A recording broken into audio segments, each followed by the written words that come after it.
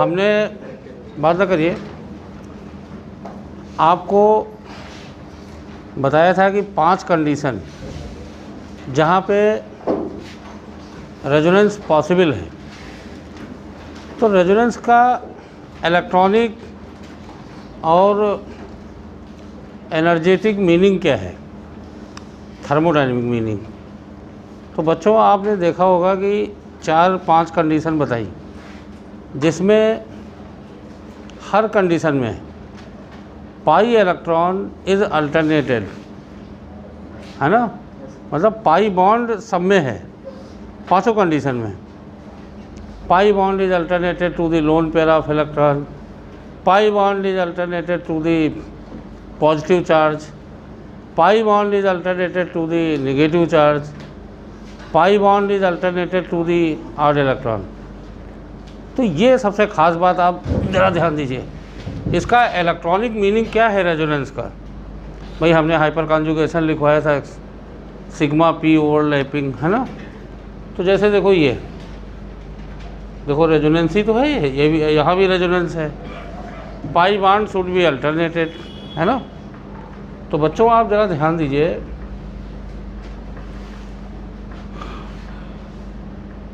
ये सभी प्लेनर हो जाते हैं पाई इलेक्ट्रॉन के कारण, और प्लेनर होने के कारण पाई बॉन्ड लेटरल ओवरलैपिंग से बनते हैं, ठीक। अब अगर ये px है तो ये भी px है, अब ये px है तो ये भी px है, ठीक।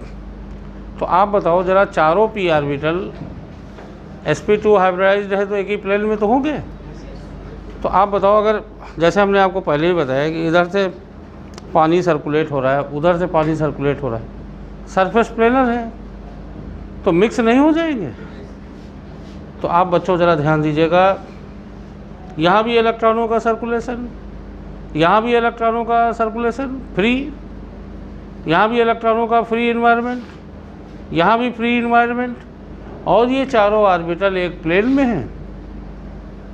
तो मिक्सिंग ऑफ पी ऑर्बिटल, ठीक, mixing of p orbital in one plane, Narayan Gufran, यही है हाइपर कॉन्जुगेशन।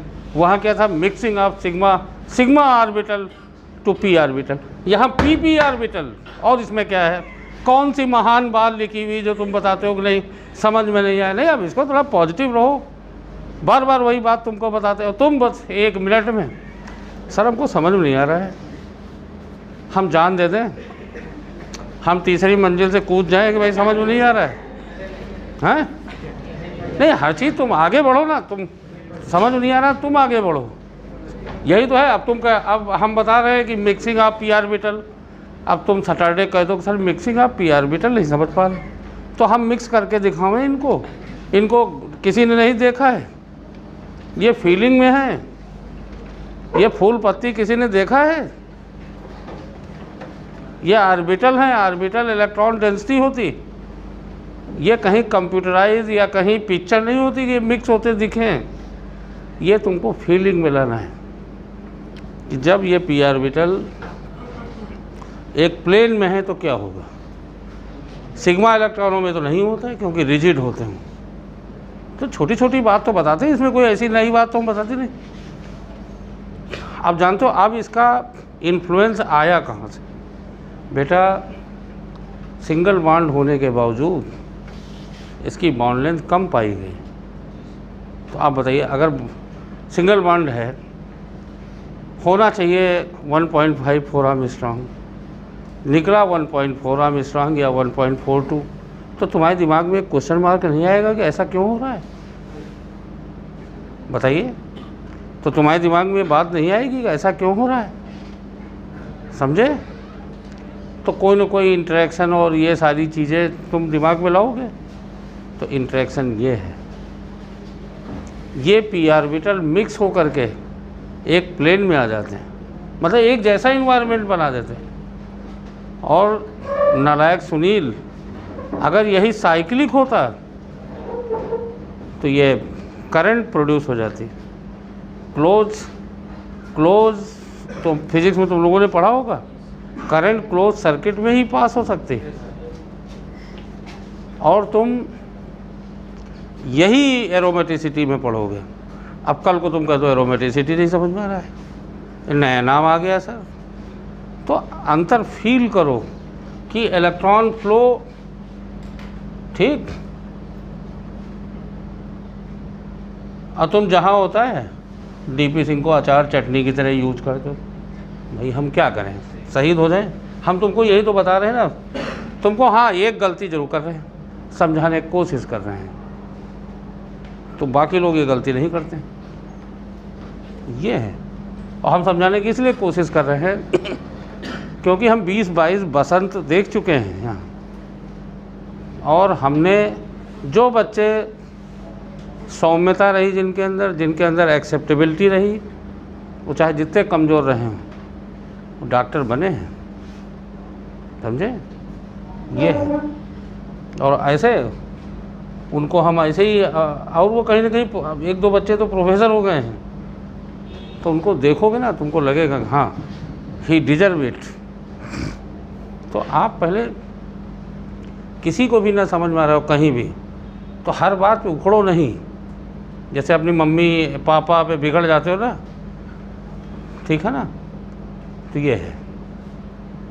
तो ऐसा नहीं, आप पहले उसको सीखो, समझो पहले, ठीक है ना।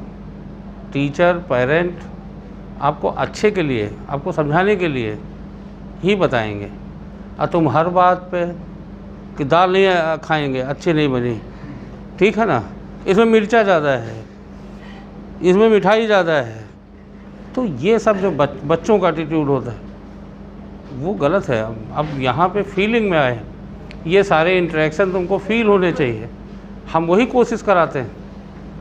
देखो तुमको रेजोनेंस की 3 मीनिंग बताने जा रहे हैं। हाइपर कॉन्जुगेशन को तुमने सिग्मा पी ओवरलैपिंग लिखा था, पी ओवरलैपिंग, अंतर है कि नहीं? इसीलिए उसको कहा गया हाइपर कॉन्जुगेशन। ये कॉन्जुगेशन है, इतना तुमको कौन बताएगा, मैं तो रिलेट करके बता रहा हूँ।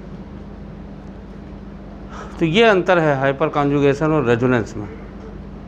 एक्चुअल इंटरेक्शन, रेजोनेंस में पाई इलेक्ट्रॉनों का मूवमेंट है, और बेटा मूवमेंट इलेक्ट्रॉनों का कब होगा, जब वो एक प्लेन में होंगे, समझे। तो बार बार प्लेनरिटी हम क्यों बताते रहते हैं, कि जब वो एक प्लेन में होंगे। और देखो, और अभी देखो तुमको सुनील हम बता ही रहे थे कि जहाँ रेजोनेंस होगा, समझे, देखो ये इसका हाइब्रिडाइजेशन पूछा गया था आईआईटी में भी इसी साल, हम तो क्वेश्चन दिए थे तुमको बताए भी थे।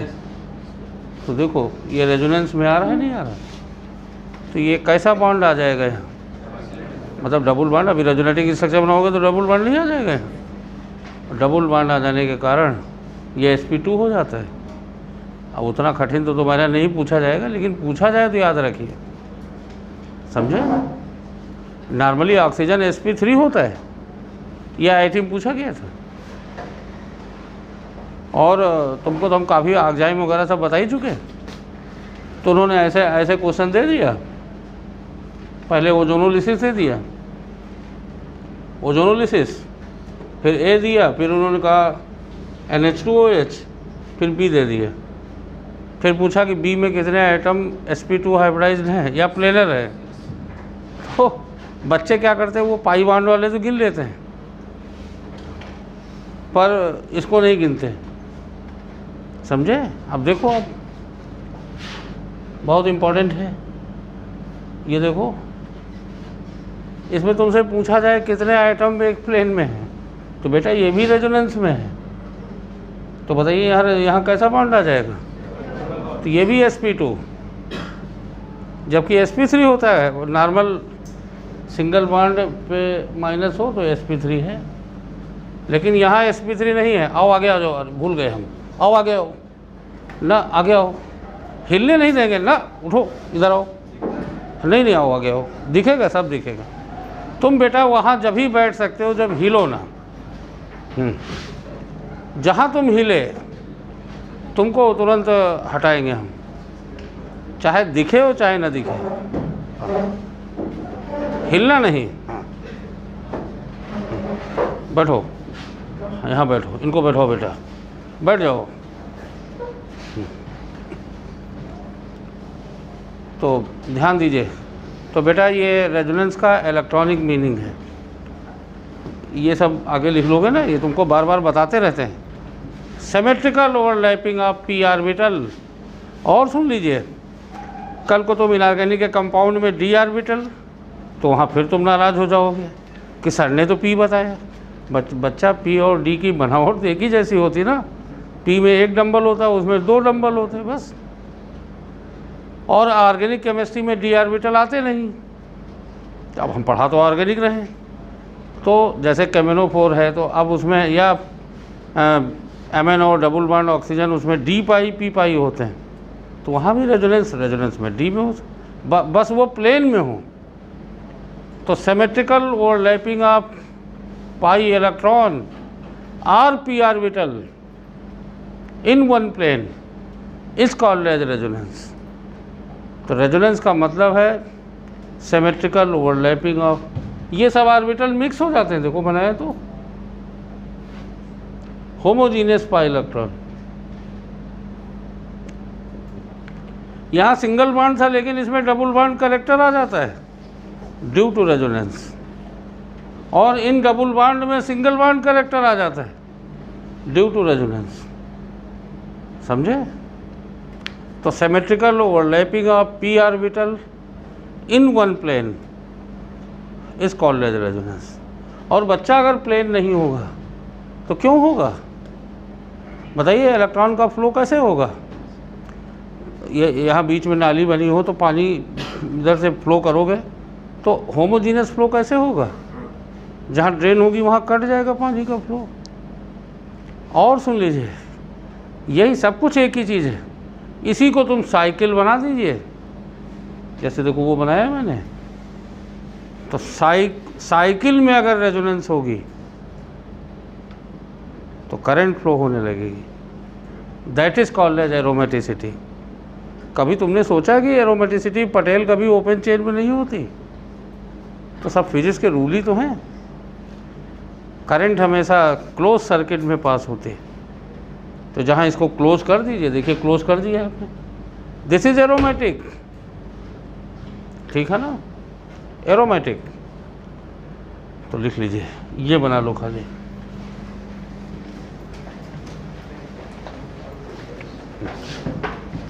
तो देखिए आप रेजोनेंस की 2 मीनिंग हम बता चुके हैं। रेजोनेंस ऐसा फेनोमेनन है जहाँ सिंगल स्ट्रक्चर पूरी प्रॉपर्टी को एक्सप्लेन नहीं कर पाएगा, वहाँ हम यूज करेंगे, number 1। Number 2, electronic meaning, symmetrical overlapping of p orbital और pi electron is called as resonance. तो रेजोनेंस में किसका मूवमेंट होता है बताइए? पाई इलेक्ट्रॉनों का, पाई इलेक्ट्रॉनों का। खाली ये 3 लिखो बस।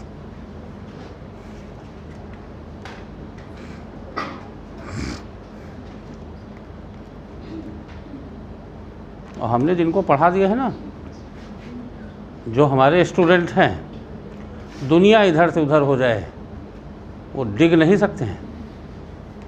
समझे? वो चाहे जहाँ रहें, उनसे जब 4 नाम दिए जाते हैं कि लखनऊ में 4 लोगों में केमिस्ट्री, तो कहते हैं चाहे जो हो हमारे सर, चाहे जहाँ हो, चाहे जिस अंधकार में हो, चाहे जिस गुफा में बैठे हों, पर उनसे बेहतर कोई नहीं। हाँ, और ये तुमसे भी कहलवा देंगे। लेकिन बेटा जहाँ तक तुमको ये सब कहने की ज़रूरत भी नहीं, पर तुमको जो केमिस्ट्री अगर पढ़ना है तो तुमको फील करनी होगी। तुम हर बात पे तुम नाराज़ हो जाओगे, और तो तुमको फील करना होगा, तुमको लाना होगा, क्योंकि ऑर्गेनिक में कंसेप्ट होते हैं। और जब बेटा एक बार कंसेप्ट तुमको समझ में आ गए तो तुमको उसकी फ्रेगरेंस मिलने लगेगी, फिर तुमको हमारी शायद ज़रूरत भी नहीं पड़ेगी। और जहाँ तक तुम्हारे नीट की, उसमें तो 25% लेवल पे जाना है बस। नीट में तो बहुत ही आसान, बेहद आसान सवाल आते हैं। अब बताओ, ये सवाल हमने शायद आज तक कभी नहीं देखा कि इस कार्बेनाइन का हाइब्रिडाइजेशन पूछा गया हो नीट में। हाँ, बस हम तो कहते हैं कि इसके थोड़ा आगे पूछे कि ये कार्बेनाइन का हाइब्रिडाइजेशन क्या है, तो लड़के सिंगल बॉन्ड समझ के sp3 लगा देते हैं। ऐसे लोन पेयर जो रेजोनेंस में भाग लेंगे वो sp2 हो जाते हैं। तो हम तो इंतज़ार करते हैं कि इस तरह के सवाल पूछें। तो नीट का पेपर बहुत ईजी है। आप लोग टेस्ट पेपर में परफॉर्मेंस लो, डिस्कस करो, ये पूरा बनाओ, फिर तुम बदमाशी किए ये पूरा मिक्सिंग दिखाओ। हाँ देखो तुम फिर, और नीचे लिख दो PP ओवरलैपिंग। रेजोनेंस बच्चों PP ओवरलैपिंग है ना। देखो अंतर देखो, hyper conjugation sigma P overlapping, ये PP ओवरलैपिंग। अब तुम उसको फिर से पढ़ लो, हाइपर कॉन्जुगेशन को, गुफरान हाइपर कॉन्जुगेशन को फिर से पढ़ो। अब अभी नहीं, अब घर में पढ़ो, अभी नहीं, अभी तो पढ़ाने का समय है, अभी हमारे धमकाने का समय है, तो अभी नहीं। तो हमने तुमको हाइपर कॉन्जुगेशन में भी बताया कि न्यूक्लियाई कैन नॉट, अब देखो यहाँ भी रेजोनेटिंग स्ट्रक्चर बनाते हो, क्या न्यूक्लियस मूव करते हैं, क्या एटम की पोजीशन चेंज होती है? हाँ तो चेंज हो जाएगी तो कुछ और हो जाएगा, मतलब फिलहाल रेजोनेंस नहीं होगा, समझे। और फिर उसका इफ़ेक्ट बेटा पार नहीं पाओगे, ये मेजोमेरिक इफेक्ट और इंडक्टिव इफेक्ट और हाइपर कॉन्जुगेशन तो कम जगह लगता है, पर इंडक्टिव इफेक्ट और मेजोमेरिक इफेक्ट इसका यूज हम कराने जा रहे हैं अभी, बस उसमें एसिडिटी और बेसिसिटी में कोई पढ़ा नहीं पाएगा। हम पूरे मॉलिक्यूल की एसिडिटी हम इन्हीं तीनों से तय करेंगे, ठीक। तो ये समझ गए। अब ज़रा एक लाइन लिख देना, symmetrical or homogeneous, symmetrical or homogeneous overlapping of, symmetrical or homogeneous overlapping of p orbital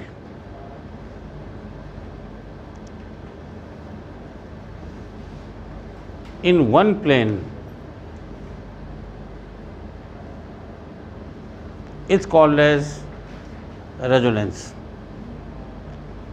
In one plane is called as resonance.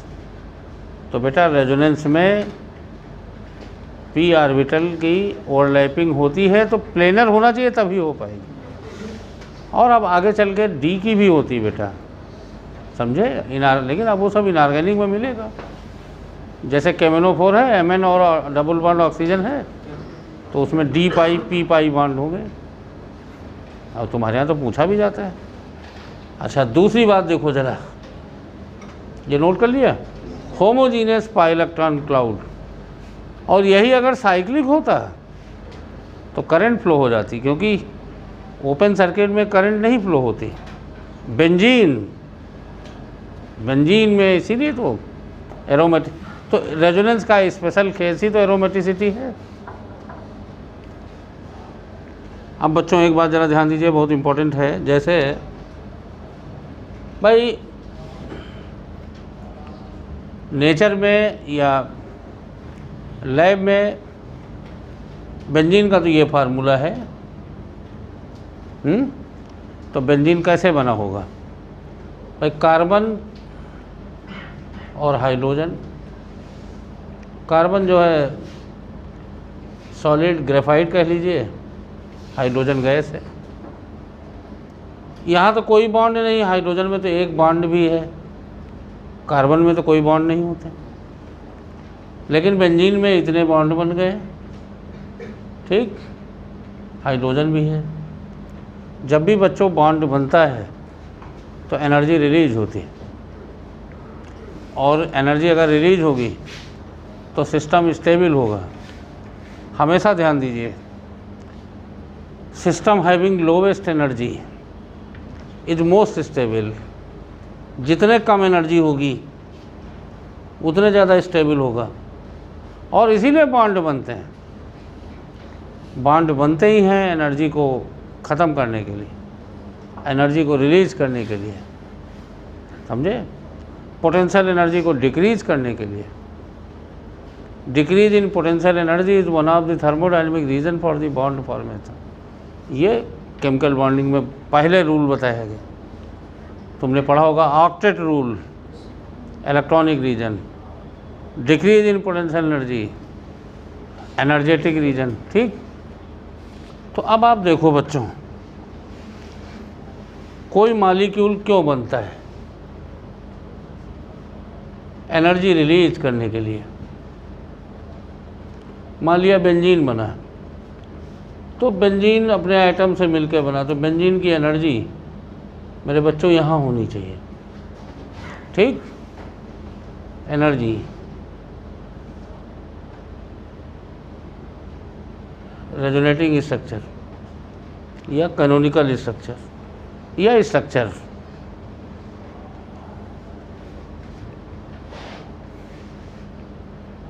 तो मान लिया बेंजीन की एनर्जी यहाँ पे होनी चाहिए थर्मोडायनेमिक्स से, लेकिन बेंजीन में जैसे एथिलीन की एनर्जी मान लिया यहाँ पे, ठीक, लेकिन ऐसे मॉलिक्यूल जो रेजोनेंस शो करते हैं उनमें एक्स्ट्रा इंटरेक्शन आएगा। ठीक, एक्स्ट्रा इंटरेक्शन है भाई, इतनी एनर्जी तो होनी ही चाहिए बेंजीन की,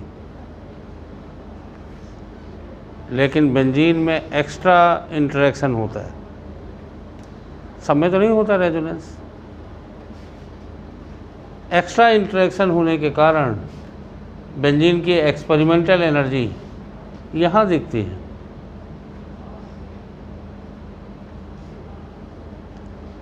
समझे? एथिलीन की थ्योरेटिकल और एक्सपेरिमेंटल दोनों एनर्जी यही दिखती हैं। बेंजीन की एनर्जी यहाँ होनी चाहिए, लेकिन एक्सपेरिमेंटली यहाँ पाया गया। तो इसका क्या मतलब है? बेंजीन इज एक्स्ट्रा स्टेबल, कम है एनर्जी, बेंजीन की एनर्जी कम है, होनी चाहिए यहाँ पे, पर बेंजीन की, तो the difference between energy of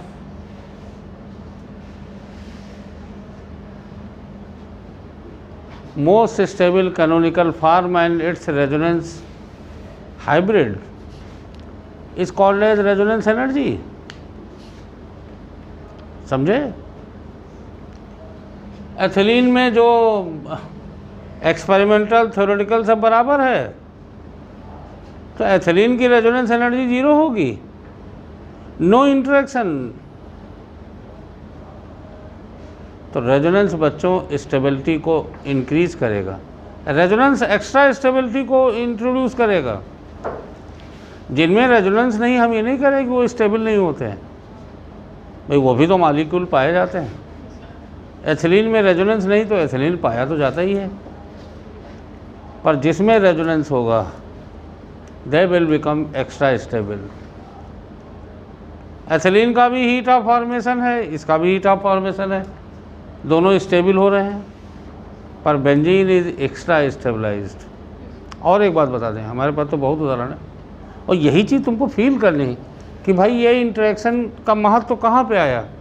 लोगों ने फील किया, लोगों ने प्रैक्टिकली फील किया, लोगों ने प्रैक्टिकली ऑब्जर्व किया कि आप देखो एथिलीन का, नालकों एथिलीन का हाइड्रोजनेशन करने पर भाई जब कभी डबल बॉन्ड सिंगल बॉन्ड में बदलें तो वो ज़्यादा स्टेबल होता है सिंगल बॉन्ड। जब कभी अनस्टेबल से स्टेबल की तरफ बढ़ोगे एनर्जी रिलीज होगी। तो इसमें 27 किलो जूल पर मोल अप्रॉक्सीमेट इतनी energy, sorry kilo calorie per मोल इतनी एनर्जी रिलीज होती है। ठीक, तो बेंजीन में कितने डबल बॉन्ड हैं? बेंजीन में कितने डबल बॉन्ड? तो भाई उसी गुणा गणित में हम यहाँ जाएं तो करीब करीब 28 या 84, 84 किलो कैलोरी पर मोल के आसपास होना चाहिए। पर बेंजीन में 49 किलो कैलोरी पर मोल पाया गया। प्रैक्टिकल हीट ऑफ हाइड्रोजनेशन तो प्रैक्टिकल कैलोरीमेट्री में। गरिमा देखो इधर, अब ये नहीं देखोगी। हाँ, 2 घंटे बाद कापी लेके 4x4 के उस कमरे में जहाँ 10 लोग और बैठे होंगे वहाँ हम ठीक से न समझा पावे। यहाँ 8x8 का बोर्ड है, ठीक, हम रेड टी शर्ट में बैठे हुए हैं, तो यहाँ हम समझाने की कोशिश करेंगे, यहाँ नहीं समझोगे। हाँ, 2 दिन बाद जब ये कब्रिस्तान में कंसेप्ट चला जाएगा तब तुम जरूर किताब लेके पहुँचोगी, सर ये नहीं समझ में आया था उस दिन। ऐसे बच्चों से बहुत ज़्यादा फिर हमको गुस्सा आने लगता है। हाँ, आप बोलो ना, यही तुमको बेहतरीन एग्जाम्पल हम तुमको समझाने जा रहे हैं कि भाई आप तैयारी कर रहे हैं, टेस्ट पेपर में नंबर 50 आ रहे हैं और ज्यूइटर में कोचिंग करके टेस्ट पेपर दे रहे हैं तो आपके 80 आ रहे हैं, तो 30 नंबर कहाँ से आ रहे हैं? आपकी स्टेबिलिटी और बढ़ रही कोचिंग करने से। इसका मतलब आपको 2 स्टूडेंट हैं, एक ने बिना कोचिंग के टेस्ट दिया 70 नंबर आ रहे हैं, दूसरे ने कोचिंग करके टेस्ट दिया 90 नंबर आ रहे हैं।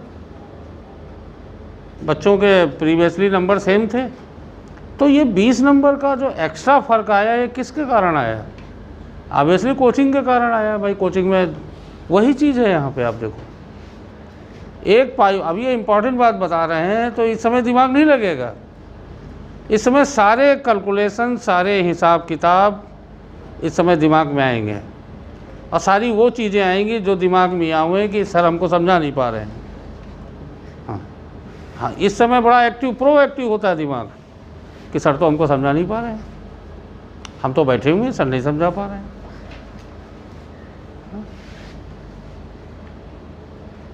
तो अब जब पढ़ने का समय है, अब समझो ज़रा ठीक से। और ये रियली सर नहीं समझा पाएंगे। भाई 90% बच्चे फेलियर में क्यों चले जाते हैं? कोई भी पढ़ा रहा हो, ठीक है ना, वो उसका कारण यही है कि बच्चे फोकस करते नहीं पूरा, दूसरों पे दोष देते हैं, समझे? दूसरों पे दोष। तो आप देखो, जब एथिलीन का हाइड्रोजनेशन करते हो, और हम एक नहीं कम से कम सैकड़ों एग्जाम्पल दे सकते हैं यहाँ पे, लेकिन आप एक ही एग्जाम्पल से पहले देखो। एथिलीन एक डबल बॉन्ड है, जब कभी डबल बॉन्ड सिंगल बॉन्ड में, एक तो तुम हाइड्रोजन भी 2 ला देते हो ना यहाँ, आप देखो। अरे आप इन चीज़ों को समझो तो। ये देखो, ये इथेन हो गया, ठीक, और ये एथिलीन है। हाइड्रोजनेशन किया भाई, कैटलिस्ट की प्रेजेंस में किया जाता है। तो आप देखो यहाँ पे,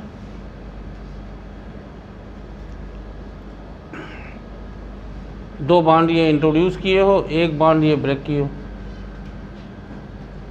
तो फायदे में तो रहेगा ना। तुम 2 बॉन्ड बना रहे हो, एक बॉन्ड ब्रेक कर रहे हो, अल्टीमेटली फ़ायदे में तो हो, बन तो रहा है एक एक्स्ट्रा। तो खैर उन सब चीज़ों में जाने की ज़्यादा ज़रूरत नहीं। मतलब हमारा यहाँ कहने का मतलब 27 किलो कैलोरी पर मोल एक पाई बॉन्ड के हाइड्रोजनेशन में रिलीज होती है हीट।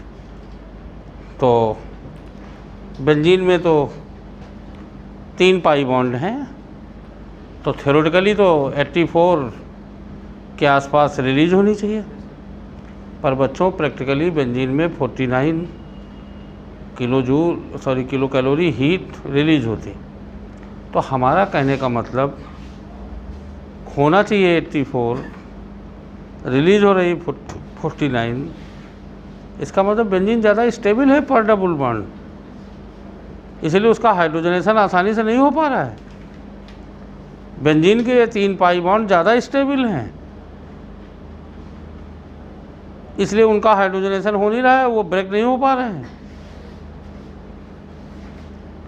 बेंजीन में भाई ठीक है 3 डबल बॉन्ड है, अच्छी बात है, फिर भी अंतर तो आया, 36 के आसपास अंतर आया। This 36 kilo calorie per mole is called as resonance energy, समझे? This is called as resonance energy. कि होना चाहिए 84, आ रहा 49, रिलीज हो रही 49, इसका मतलब हर डबल बॉन्ड के हाइड्रोजनेशन में कुछ एनर्जी उसकी स्टेबिलिटी के अगेंस्ट खर्च करनी पड़ती है, तो ओवरऑल जो रिलीज होगी वो कम नहीं हो जाएगी। तो resonance energy stabilises the molecule, higher the resonance energy higher the stability of the molecule. तो energy release during extra interaction is called as resonance energy. It is always exothermic, minus ही रहेगा। खैर यहाँ तो तुम 36 लिख सकते हो, लेकिन हम माइनस क्यों लिख देते, समझे? द डिफरेंस आयरो ना समझिएगा, ये डिफरेंस है, ठीक। The difference of energy of most stable canonical form and its resonance hybrid, resonance hybrid is called as resonance energy. Higher the resonance energy, higher the stability. और सुनील, इसको किसी भी, हमने तो हीट ऑफ हाइड्रोजनेशन का एक डेटा दिया, तुम किसी भी प्रैक्टिकल हीट ऑफ कंबस्टन निकालो, थ्योरेटिकल बॉन्ड एनर्जी से निकाल लो, और प्रैक्टिकल हीट ऑफ कंबस्टन निकालो, दोनों में अंतर आएगा।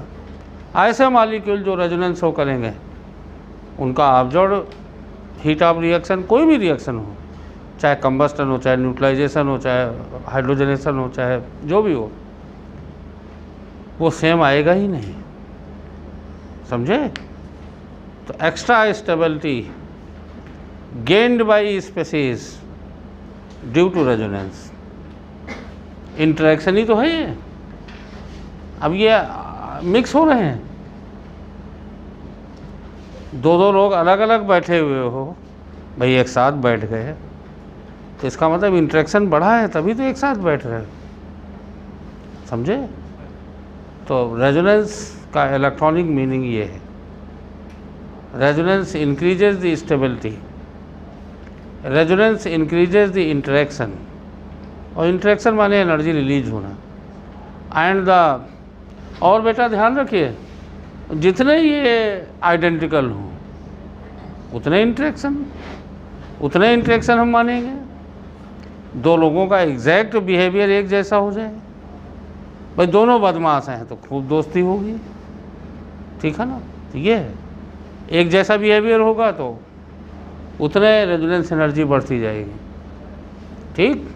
लिख लीजिए, ये बना लो, यहाँ लिख देना कैनोनिकल, अब तो पता ही है आपको, इतना बना लो बस। और इन दोनों के बीच देखो होना चाहिए, यहाँ पे एनर्जी घट के यहाँ पे आ जाती, तो कम एनर्जी मोर स्टेबिलिटी। तो resonance explain the stability, main काम बेटा रेजोनेंस का यही है।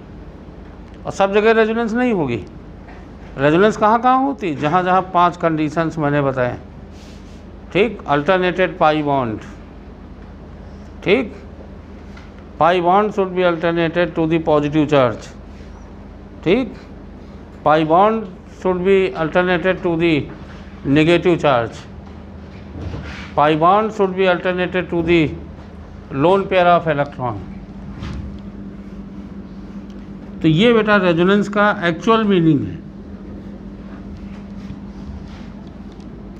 और थर्मोडायनेमिक्स में रेजोनेंस एनर्जी हम कैलकुलेट करवाएंगे, तो यही मेथड होंगे, एक डबल है बेटा, हाँ अंतर ही रेजोनेंस का रहेगा।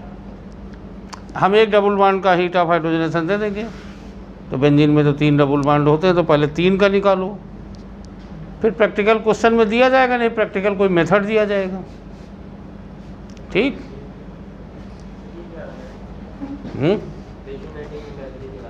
ये रेजोनेंस वो माइनस क्यू है, मतलब एक्सोथर्मिक, रेजोनेंस एनर्जी हमेशा निगेटिव होगी, रिलीज होगी, ठीक।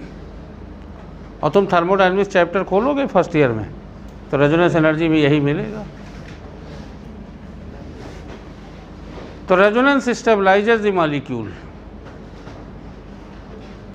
अब इसने कहा तुम्हारे नंबर बढ़ें, अब इसको मन लगा के पढ़ो, तभी नंबर बढ़ेंगे।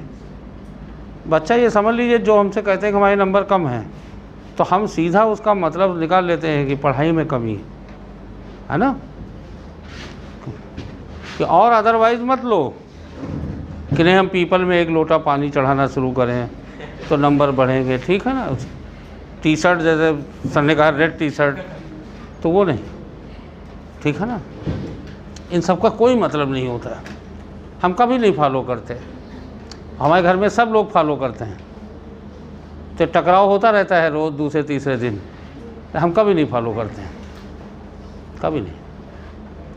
बेटा एक बात तुमको बता दें, हमारे तो भाई आइडियल तो तुम लोगों के सबके आइडियल, अब्दुल कलाम जी स्टूडेंट के तो आइडियल ही थे। तो उनका जब राष्ट्रपति में जब वो चुन लिए गए तो उनके स्टाफ ने पूछा कि राष्ट्रपति भवन के स्टाफ ने कि आप कब शपथ ग्रहण, आपने सर कोई ज्योतिष वोतिष या कोई भाई जो भी आपने कोई तिथि ज्योतिष से कोई समय अलॉट किया कि इतने समय, तो जानते हो उन्होंने क्या जवाब दिया था? ये तो मीडिया में आया, और प्रमोद महाजन उस समय एक मंत्री हुआ करते थे, उन्होंने पूछा था, वो सूचना मंत्री थे तो उन्हीं के प्रोटोकॉल में आता था शपथ ग्रहण और ये सारी चीज़, तो उन्होंने भाई अपने कहलवाया ऑफिस में कि भाई उनसे पूछ लिया जाए कि वो कब शपथ ग्रहण लेंगे, कौन सी तिथि समय। जानते हो उन्होंने क्या कहा था? नहीं सब लोग जो है अपने तांत्रिक और ये सब अपने गुरु सबसे पूछ, उन्होंने जानते हो क्या कहा था? उन्होंने कहा था कि अगर अर्थ अगर सूर्य के चारों ओर चक्कर लगाती है तो बेटा पूरे साल होते हैं, और अर्थ अपने एक्सिस पे रोटेट करती है तो दिन रात होते हैं। बेटा इसमें कोई भी एक इवेंट फ्रैक्शन ऑफ सेकंड अगर स्टॉप हो जाए तो ये पूरे यूनिवर्स का खात्मा हो जाएगा, समझे? दोनों इवेंट में, तो इसका मतलब हर सेकंड अच्छा है। फिर एक भी सेकंड अगर अर्थ जो है रोटेट ना करे अपनी एक्सिस पे तो उसका एग्जिस्टेंस ही ख़त्म हो जाएगा। और सन के चारों ओर अगर एक भी सेकंड उसका रोटेशन सर्कुलर मोशन बंद हो जाए तो पूरी अर्थ तो सन में कोलैप्स हो जाएगी। तो उन्होंने पत्रकारों से कहा कि बताइए भाई आप इनमें कौन सा समय हम खराब माने, बताइए। तो पत्रकार हाथ जोड़ लिए कि भाई ये तो अब इनसे तो हमको कोई मसाला मिलने वाला नहीं, ठीक है ना। तो हाथ जोड़ लिए पत्रकार। तो ये है, तो हम उन्हीं को अपना आइडियल मानते हैं, समझे। तो बिहार पहुँचे तो राजभवन में उन्होंने साबुन, रिन साबुन या ऐसे कोई साबुन, उन्होंने कर्मचारी को पैसे दिए 10 रुपए कि साबुन ला दीजिए। तो कर्मचारी तो भाई दहशत में आ गया कि तो हमारी सर्विस चली जाएगी अगर हम कहीं ये कह दिए कि राष्ट्रपति ने साबुन मंगवाया है हमसे। तो उसने कहा कि सर जो है कपड़े क्या करना है आपको? तो कहा नहीं कपड़े छांटने। तो कहा सर 2 मिनट का काम, यहाँ तो जो भी प्रोटोकॉल में आते हैं लोग VIP गेस्ट हाउस में, वो तो सब यहाँ सारी व्यवस्थाएं हैं भाई, तो सर आप अपने कपड़े दीजिए। तो उन्होंने कहा कि हमारे पास एक ही ड्रेस है, तो हम रात में साफ़ करेंगे तो सुबह उसको हम खुद ही जो है प्रेस करेंगे, नहीं तो नहीं करेंगे, लेकिन हमारे पास 2 तो है नहीं कि हम तुमको दे दें। तो ये बात पहुँची फिर चीफ मिनिस्टर तक, तो उन्होंने एक दूसरे कपड़े अरेंज करे कि नहीं आपको छांटने नहीं देंगे। तो अब आप समझ लीजिए इतने, अब उनके तो कंसेप्ट MBA में पढ़ाए जाते थे, समझे। 14 लैंग्वेज 15 लैंग्वेज को उनको नॉलेज था, और सिंपल वो डिप्लोमा थे, समझे। और उन्होंने पूरा खाली डिप्लोमा थे, पॉलिटेक्निक किए हुए थे, हाँ केवल बीटेक नहीं किए। तो 3 साल का तो 3 साल का उनका जो है, पहले बीटेक होते नहीं था, तो बीटेक केवल IIT होता था जब। और उन्होंने बेटा ये जो मिसाइलें अब जो बनने लगी ना, वो साइकिल में रखते थे, अपने कैरियर में मिसाइल के डिब्बे रखते थे, तो इस कंट्री को भाई इन्हीं लोगों ने कहाँ से कहाँ पहुँचा दिया। अब हम 10,000 बनाने जा रहे हैं, अग्नि 10,000 सुपरसोनिक का कंसेप्ट मैनिफेस्टेशन में आ गया है। हाँ, हाइपरसोनिक। तो हाइपरसोनिक मतलब जो साउंड के कितने 20 टाइम्स कुछ ज़्यादा स्पीड में प्रोजेक्ट कर देंगी। हमारे स्टूडेंट उसमें हैं, समझे। जो ये क्रायोजेनिक इंजन की बॉडी बनाई जाती है उसमें हमारे 2 मेटलर्जिकल इंजीनियर नालायक के IIT कानपुर से मेटलर्जिस्ट करके उनको 80 लाख सैलरी मिल रही, टाटा कंपनी वाले दे रहे हैं।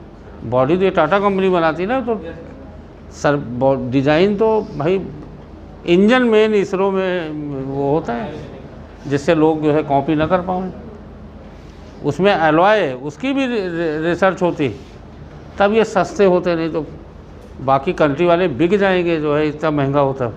तो वहाँ तब तमामों मेटलर्जिकल इंजीनियर रिसर्च करते रहते हैं कि उतने फ्रिक्शन और उसमें कोलैप्स ना हो, नहीं तो आग लग जाएगी। तो बच्चों ये सबसे इम्पॉर्टेंट पॉइंट था रेजोनेंस में, उसी पे अब हम पढ़ाने जा रहे हैं कि जिसमें रेजोनेंस होगा उसमें स्टेबिलिटी बढ़ जाएगी, कंपैरेटिवली वो ज़्यादा स्टेबल होगा due to interaction. Interaction pi electron interaction लिखो। Resonance measures the stability of molecule. Resonance measures the stability of molecule.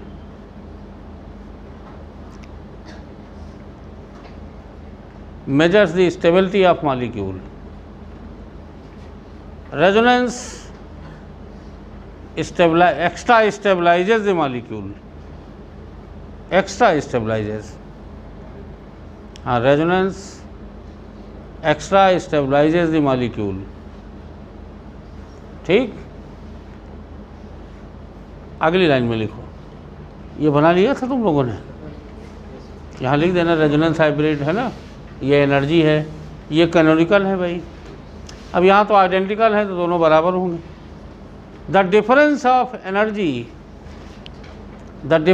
Energy between most stable, the difference of energy between most stable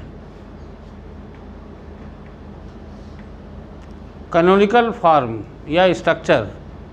canonical पहली बार सुन रही हो canonical, तो इतना व्याकुल क्यों हो रही हो? कैनोनिकल या रेजोनेटिंग, हाँ, तो most stable canonical form and its resonance hybrid. Most stable canonical form and, लिख पा रही हो नहीं तुम? और तुमको बहुत दिन बाद हम देख रहे हैं, तुम्हारे सब इतना सब छूट गया, तो सब वीडियो डाल दिए हैं हमने, ठीक। तो उसमें जितना पढ़ पाना पढ़ना, और नहीं तो फिर पूछना हमसे, ठीक। मोस्ट स्टेबल, तो तुमको बेटा चाहिए तो उस बैच में बैठ जाओ, उसमें काफ़ी पीछे हैं। हाँ, सर से बात कर लो तो उस बैच में तुम ज्वाइन कर लो, तो तुम्हारा सब कवर हो जाएगा, बिल्कुल नहीं छूटा है बेटा, ठीक है ना। उसमें IPSC नेम ख़त्म किया है तो अभी देखो बिल्कुल मिल जाएगा। और इसमें काफ़ी आगे आ गए हैं, अब ये ख़त्म होने वाला है। Most stable canonical form and its resonance hybrid is called as resonance energy, is called as resonance energy. तो 3 मीनिंग हो गई है एक तरीके से, ठीक। Is called as resonance energy, ठीक। It is always negative. बच्चों, रेजोनेंस एनर्जी निगेटिव होती है, it is always negative.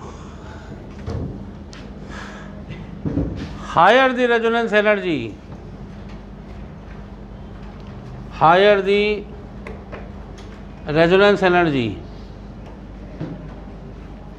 higher the stability of molecule.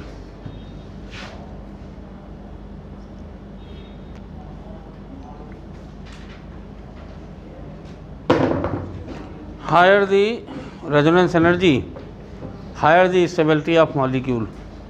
अब बच्चों ज़रा इम्पॉर्टेंट हेडिंग डालो, स्टेबिलिटी ऑफ मॉलिक्यूल। ठीक, पहला point,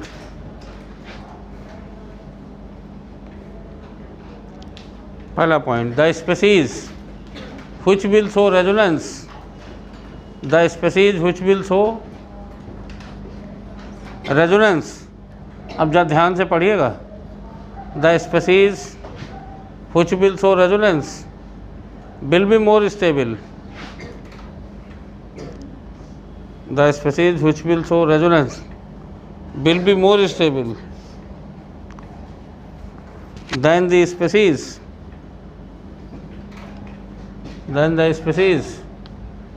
which will not show resonance।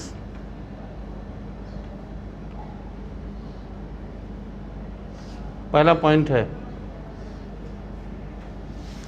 आप बताओ।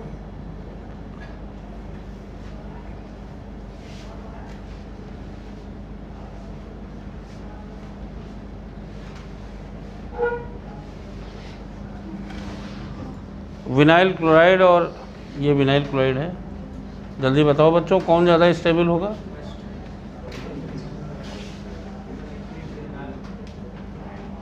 तो देखो ज़रा रेजोनेंस में है कि नहीं है, ये देखो रेजोनेंस में है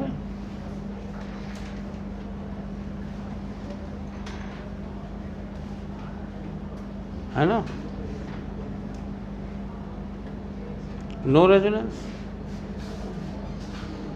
भाई ये लोन पेयर रेजोनेंस में है नहीं। एक और एग्जांपल देते हैं,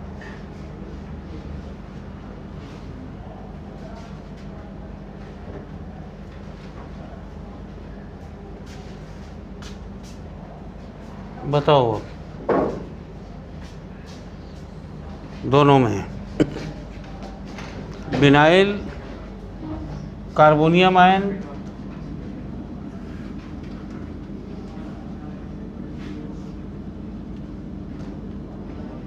एलाइल गुफरान, बताओ भाई इसमें कौन ज़्यादा स्टेबल होगा? कौन ज़्यादा स्टेबल होगा? जो रेजोनेंस में हो।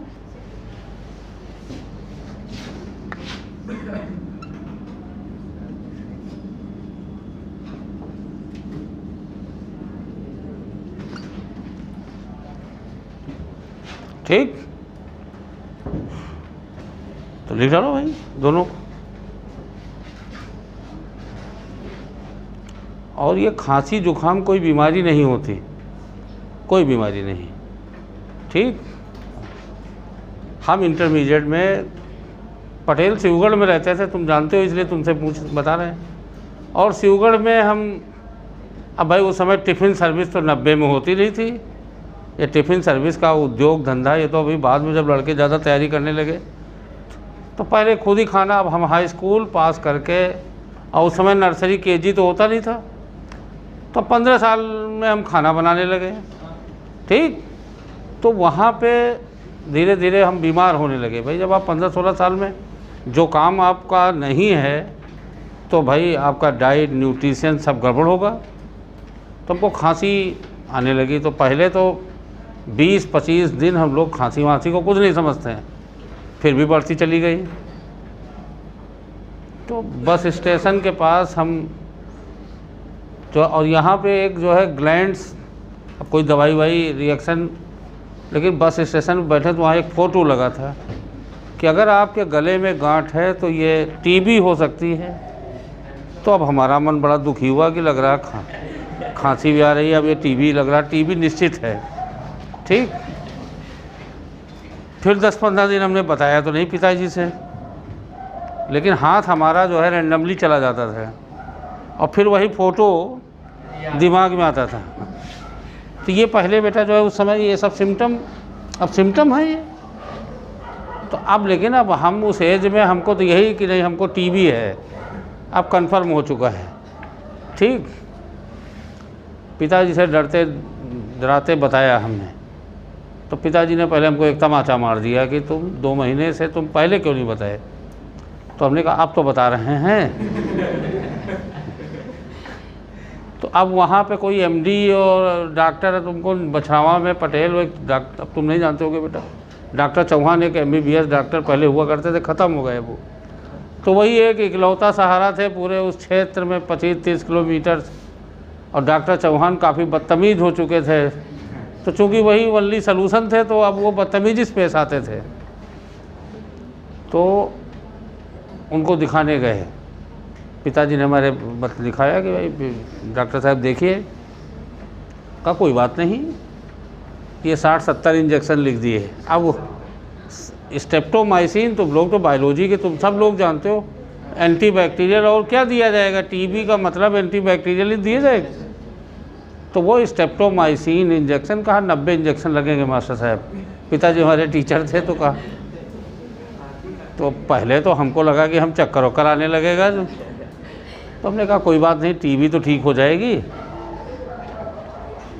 5-6 इंजेक्शन हम शिवगढ़ में इधर लगवा दें तो इधर स्वेलिंग आ जाए, दूसरे दिन इधर लगवाए तो इधर इतना हाथ फूल गया, कमर पे लगवाए तो कमर। अब जब 4-5 इंजेक्शन लगवाए और पीड़ा से हम भर गए कि मतलब हमने कहा 90 इंजेक्शन, तो हम टीबी से तो हो सकता है 1-2 साल हम जीवित रहें, लेकिन इन इंजेक्शन से तो हम विदा हो जाएंगे। तो 10 इंजेक्शन हम खरीद के लाए थे, बाकी रेस्ट 6 इंजेक्शन हम नाली में फेंक दिए। और हमने पिताजी से कहा, हमने कहा पूरा हमने लगवा लिया है और हमको कुछ फ़ायदा हो रहा है। ठीक, इंटर पास कर लिए, और उसके बाद अब ये तो और भाई बढ़ती चली गई। फिर हम यहाँ एक हॉस्टल में जब रहते थे, एक बहराइच के वकील साहब आए, उनके पिताजी को गुफरान पैरालिसिस हो गई थी। तो अब पैरालिसिस आदमी भाई अपने आप तो खड़ा नहीं हो सकता है। तो एक बेटा होम्योपैथिक के, देखिए हर कभी कभी हम लोग क्रिटिसाइज़ करते हैं, लेकिन होम्योपैथिक आयुर्वेदिक कोई फील्ड ख़राब नहीं होती, आपको कितना उसमें डिवोशन है आपका। अब जैसे आप BMS, हमने कई BMS डॉक्टर को देखा, कई हमारे स्टूडेंट ही हैं, तो करते क्या, फिर वो इंग्लिश दवाइयाँ देने लगते हैं कब पैसा कमाने के चक्कर में। तो वहाँ फिर आपका आयुर्वेद से नॉलेज हटेगा, और आयुर्वेद में यही कमी है आपको। या जैसे यूनानी देखिए, परफेक्ट होती है यूनानी दवाइयाँ, लेकिन उसमें नॉलेज जिनको नहीं होता है, फिर वहीं गड़बड़ होता है। फिर डॉक्टर क्या करते हैं कि वो दूसरे उसमें आना शुरू कर देते, भाई एलोपैथिक, तब गड़बड़ होता है। तो एक बहुत बड़े डॉक्टर होम्योपैथिक के डॉक्टर हेमंत बनर्जी, उन्होंने हमसे ये कहा कि DP सिंह, इनको पिताजी को ले चलना है, दिखाना है। डॉक्टर बनर्जी अलीगंज में बैठते थे, और वो 3 दिन यहाँ बैठते थे, 3 दिन गोरखपुर में, और दवाई काफ़ी वृद्ध थे तो पैसा नहीं लेते थे। तो अब पैसा नहीं लेते थे तो वहाँ लाइन भाई लग जाती थी मरीजों की। तो उन्होंने हमसे बस ये कहा कि तुम हमको लाइन में तुम खड़े हो जाना सुबह। हमने कहा इसमें कौन सी बड़ी बात है, हम खड़े हो जाएंगे भाई। तो गाँव में भाई लड़के जो हम लोग गाँव से जुड़े हुए, तो ये सर्विस प्रोवाइड करने की टेंडेंसी होती थी। तो हम सुबह 4 ही बजे जो है उठ के पैदल 3 किलोमीटर अलीगंज दूर है, वहाँ पैदल जाके उनके यहाँ लाइन में लग गए। तब भी काफ़ी मरीज आ गए थे, और पांडे थे वो, पांडे जी ने हमको बताया नहीं, किसी और से भी जो है उन्होंने सेवा ले ली थी, और वो लड़का जो है और आगे लगा हुआ था, हम थोड़ा पीछे हो गए थे। पांडे जी जब अपने पिताजी को लेके आए 9-10 बजे, तब तक हम खड़े रहे 3 घंटे तक। तो उन्होंने कहा कि DP सिंह तुम भी लगे हुए हो? हमने कहा आप ही ने तो कहा था, तो हम हाजिर हो गए यहाँ। उन्होंने कहा नहीं, आगे एक और लगे हुए हैं। तो हमने सोचा कि हमारी सेवा बेकार जा रही है। तब तक हमारा हाथ चला गया यहाँ, और वहाँ हमको बता दिया था लोगों ने कि पैसा नहीं लेते डॉक्टर साहब। तो हम लगे रहे लाइन में। हमने कहा नहीं, अब तो बहुत बढ़िया है, पैसे का भी कोई काम नहीं। और जैसे ही बेटा, और बहुत ज़्यादा एज थी उनकी, 90-95। हेमंत बनर्जी होम्योपैथिक के वो एशिया में सबसे बड़े डॉक्टर माने जाते थे। तो हमको लोगों ने, अब वहाँ उनकी भाई था, और वो बिल्कुल लाइन में। तो हम भी लाए, हमने कहा डॉक्टर साहब हमारा हाथ चला जाता है यहाँ, और फिर हम दिन भर निराश रहते हैं। तो उन्होंने कहा अब हाथ नहीं जाएगा आपका। पता नहीं कौन सी दवाई दी, हम तो भूल ही भाल गए। अब दवाई दिया, कहा 3-4 महीने बाद। हमने कहा डॉक्टर साहब ठीक नहीं होगा तो आएंगे? कहा नहीं, आपको आने नहीं पड़ेगा, तुम्हारा जब हाथ जाएगा नहीं तो तुम आओगे नहीं। बस फिर हम भूल गए और ये धीरे धीरे गायब। तो एक्चुअली जब आप कोई दवाई रैंडम, इसीलिए कहा जाता है कि आप अपने आप बिना डॉक्टर की एडवाइस के दवाइयाँ न लीजिए। ये दवाइयाँ डिपॉजिट हो जाती हैं। कभी कभी अननेसेसरी जब आप दवाई लेते हो तो ये रिएक्ट होके ये डिपॉजिट होती हैं, कैल्शियम डिपॉजिट हो जाता है जो, तो वही कैल्शियम हार्ड मास में आपको दिखने लगता है। तो आपको लगता है कि नहीं हमको कैंसर हो सकता है या टीबी, जैसे हम साल भर उस पीड़ा से गुजरे। तो ये था, अब कुछ नहीं था, अब ठीक हो गए हम। तो इसलिए आप इस एज में, आपकी एज में आपको कुछ नहीं होगा। अगर आप मेंटली फिट हो तो कुछ नहीं है, ठीक। इसलिए कोई बहाना नहीं चलेगा कि हमारी तबीयत ठीक नहीं थी या हमको खांसी आ रही थी, ठीक, या हमको सिर दर्द हो रहा है। तो हिंदुस्तान में किसको दर्द नहीं है, ठीक है ना। तो इसलिए ये सब बहानेबाजी बंद करो, केवल पढ़ाई, हाँ, और कोई काम नहीं। आप देख लीजिए, न्यूट्रल मॉलिक्यूल में विनाइल क्लोराइड ज़्यादा स्टेबल है, लेकिन कैटायन नहीं है।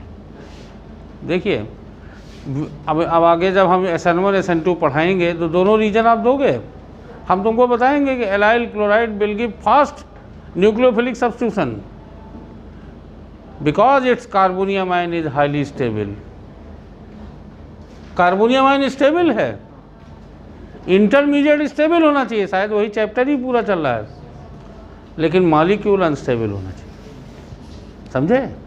तो ये सब आएगा, इंटरमीडिएट भी स्टेबल होना चाहिए, समझे। हाँ, नहीं अब इसको मतलब आप बात समझे, जो ज़्यादातर ऑर्गेनिक रिएक्शन इंटरमीडिएट पे बेस्ड होंगी, मॉलिक्यूल पे बेस्ड नहीं होंगे, इंटरमीडिएट।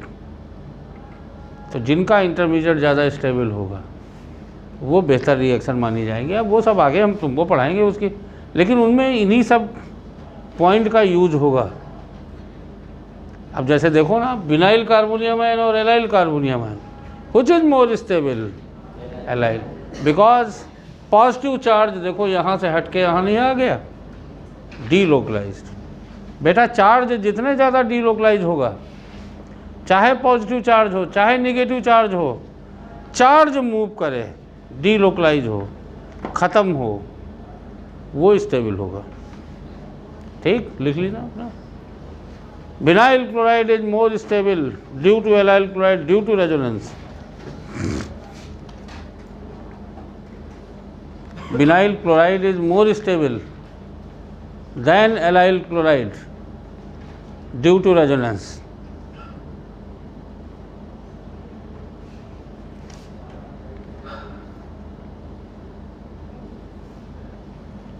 ठीक, तो बना लिया रेजोनेटिंग स्ट्रक्चर, बना लो इसको।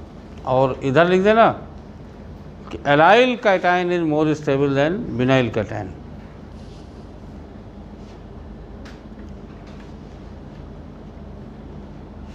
इसलिए पढ़ाई खूब करिए। आप देखिए, अगर जितने ज़्यादा पढ़ोगे सारे राहु केतु तुम्हारे पक्ष में होते चले जाएंगे अपने आप। हाँ, और जब तुम नहीं पढ़ोगे तो तुम किसी तांत्रिक के पास जाओगे कि बाबा हमारा PM टीम नहीं हो रहा है, तो बाबा खुद सेलेक्ट ना होके वहाँ पहुँचे हैं, ठीक है ना, बाबा खुद धक्के खा रहे हैं जब, तो बाबा ऐसे 10 उपाय बताएंगे तुमको, जो तुम और पढ़ाई छूट जाएगी।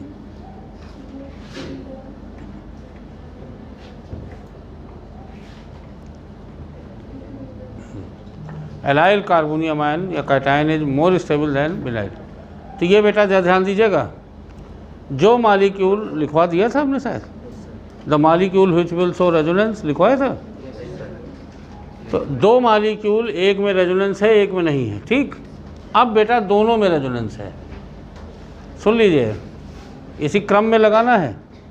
अगर दोनों में रेजोनेंस है तो जिसमें आइडेंटिकल रेजोनेटिंग स्ट्रक्चर होंगे वो ज़्यादा स्टेबल होगा, ठीक।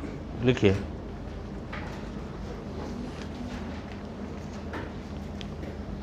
species having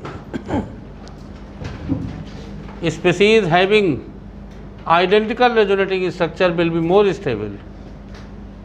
Species having identical resonating structure will be more stable.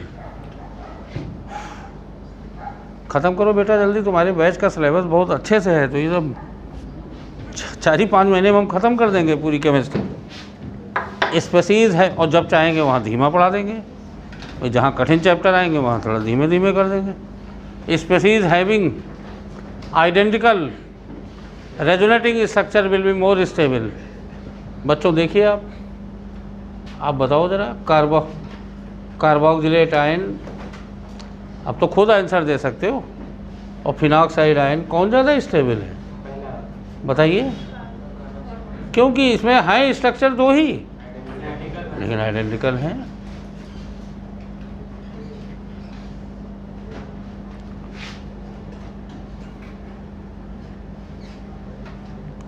Identical, अब आइडेंटिकल तो पहचान लोगे ना?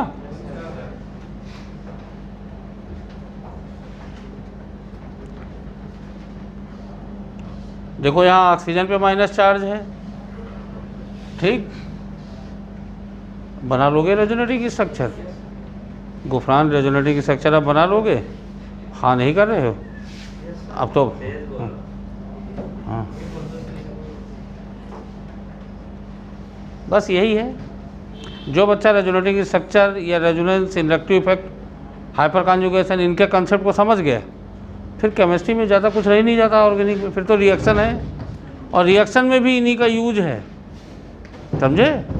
तो इनको जो ना भी लिख डालो अपने आप, घर में 5-6 स्ट्रक्चर के रेजोनेटिंग स्ट्रक्चर बनाओ पर डे, 10 दिन बनाओगे अपने आप ही समझ में आ जाएगा।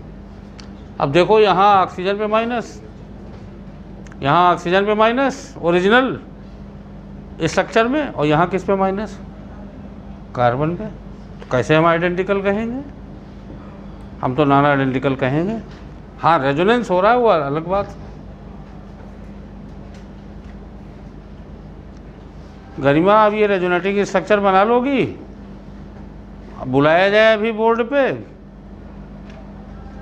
तुम बेटा बना लोगी? हाँ ठीक, कभी टेस्ट लेंगे। प्रगति तुमसे भी, तुम 3-4 लोग जो है तैयार रहना, ठीक, यहाँ बुलाएंगे हम।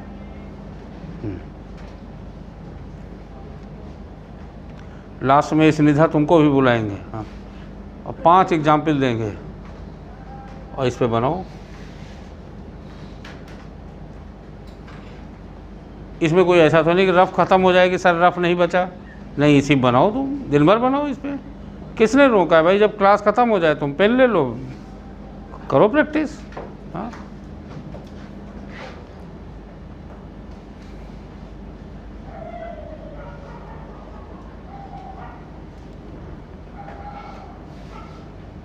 पेस में 2-3 बच्चे जो है जब क्लास बंद कर लें और पेन ले जाएं, तो हम बड़े डाउट में थे इनका पेन का काम क्या है, क्योंकि ये नारकोटिक्स भी है ना। हमने लड़कों को पकड़ा है, ये लड़के रुमाल में लगा के और सूंघते रहते हैं। हाँ, एस्टिक एनहाइड्राइड होता है, उससे मॉर्फिन बनाई जाती, समझे? तो एक सेंट फ्रांसिस का लड़का, उसको हमने पकड़ा, हमारे सब पेन गायब होने लगे। तो हाँ, वो तो तो आप कैसे यूज करते हो इस पर डिपेंड करता है। तो हमने सोचा कि बच्चे क्या करते हैं, ये मार्कर रोज़, तो बच्चे उस पर प्रैक्टिस करते थे। 4 क्वेश्चन जो है 4 बच्चे थे, चारों आईआईटी में हुए, चारों आईआईटी में एक साथ। तो बड़ी बात है जब 4 साथी एक साथ आईआईटी में सेलेक्ट हो जाएं।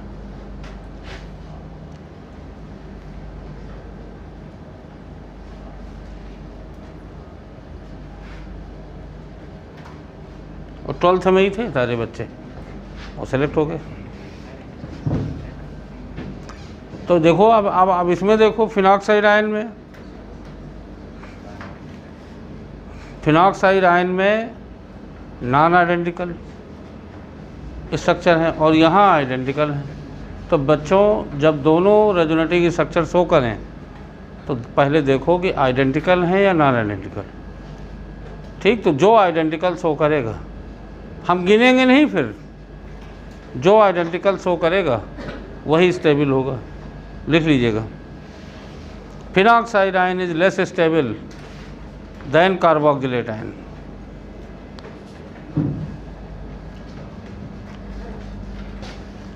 Phenoxide ion is less stable than carboxylate ion.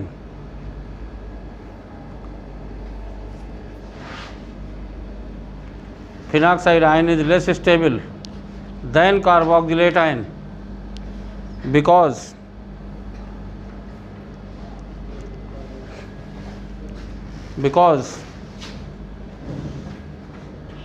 carboxylate ion has identical resonating structure. Carboxylate ion has identical resonating structure.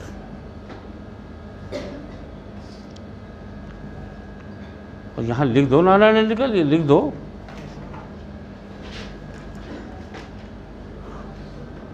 इसमें हमको जल्दबाजी नहीं है, बस ये आखिरी इफेक्ट है, ख़त्म हो जाएगा।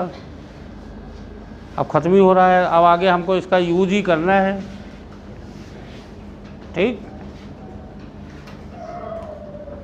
अब तीसरा पॉइंट लिखो।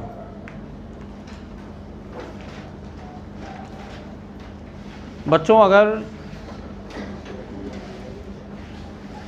दोनों के रेजोनेटिंग स्ट्रक्चर आइडेंटिकल हैं या दोनों के नॉन आइडेंटिकल हैं, तो तुम देखोगे जिसमें ज़्यादा है। ठीक, जिसमें ज़्यादा रेजोनेटिंग स्ट्रक्चर, जैसे कार्बोक्जिलेट आयन। अब सल बनाओ, अपने आप बनाओ इसके रेजोनेटिंग स्ट्रक्चर, बनाओ इसके रेजोनेटिंग स्ट्रक्चर। अब बताओ कितने बन रहे हैं इसमें।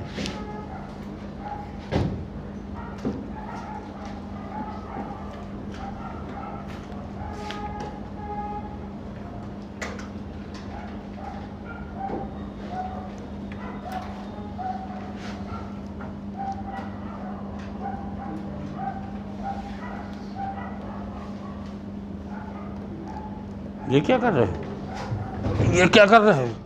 आज आगे बैठे हो, ये क्या कर रहे हो? ये जब यहाँ आएगा तो नालायक ये यहाँ जाएगा। ये एरो कैसे बनाए सर? दो स्ट्रक्चर बनेंगे तो अलग आगे आगे बनेंगे। ये इसमें कैसे, ये क्या दो में टूट रहा है क्या? अब बनाओ भाई। हाँ,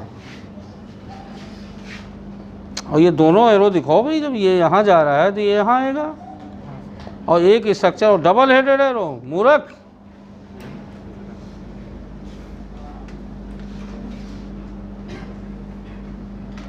बनाओ संजना।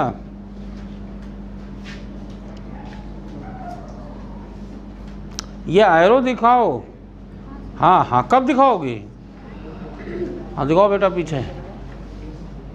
हाँ बस, और क्या?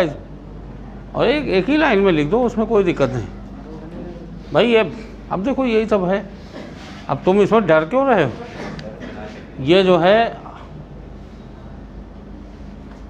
निर्भय, तुम 100% बनो। तुम अपने गुरुओं को त्यागो, तुम हमको गुरु बनाओ। हाँ, तुमने ज़्यादा गुरु बना लिए हैं, ठीक है ना? तो इन गुरुओं और शास्त्रियों को, ठीक है ना, सरस्वती गुरु जो तुमने बनाए हैं, स्वामी, ठीक है ना, परमानंद सरस्वती, ठीक है ना, गजानंद सरस्वती, ठीक, तो इनको त्यागो तुम।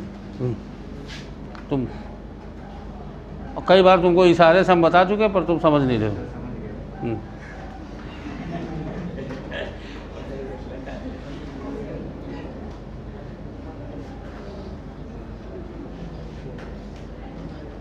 ये देखिए, और कार्बोक्जिलेट में भी नीचे लिखो। बनाया बेटा? हाँ हाँ, उधर बनाया। हाँ ठीक, नहीं तुम एरो बनाओ। देखो ये डायरेक्शन बहुत ज़रूरी है। यहाँ शुरू से बनाओगे ना तब तो पहले स्ट्रक्चर में, फिर देख रहे हो इनके अंदर यही कमी है। तो नहीं, तो उसको सफाई देने लगते हैं कि हम कर तो रहे थे सर ये, ठीक है ना। कभी किसी चीज़ में कभी अगर आपसे गलती हो रही तो आप नहीं, हम तो टीचर भाई, हम तो चाह ही रहे हैं तुम गलती करो तो हम बतावें। तो उसको तुरंत जो है देखो कि कहाँ गलती हो रही। और जिस दिन बेटा जानते हो तुमको गलतियाँ बताने वाला कोई नहीं रहेगा, तब ख़त्म हो जाएगा उसी दिन तुम्हारी पढ़ाई। कार्बोक्सिलेट आयन बनाओ नीचे। और बताओ इसमें कितने आइडेंटिकल रेजोनेटिंग स्ट्रक्चर हैं? 3 आइडेंटिकल हैं कि नहीं है? और कार्बोक्सिलेट में 2।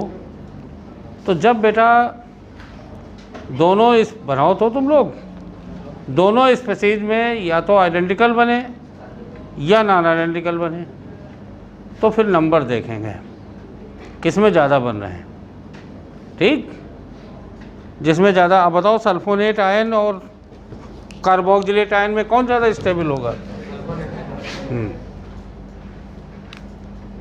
यहाँ लिख दें या ऊपर लिख देते हैं?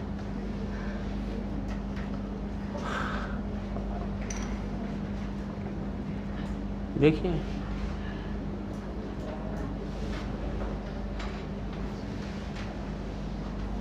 और इसीलिए तुमको एसिडिटी में हम पढ़ाएंगे sulphonic acid is stronger acid, क्योंकि उसका आयनायन स्टेबल है।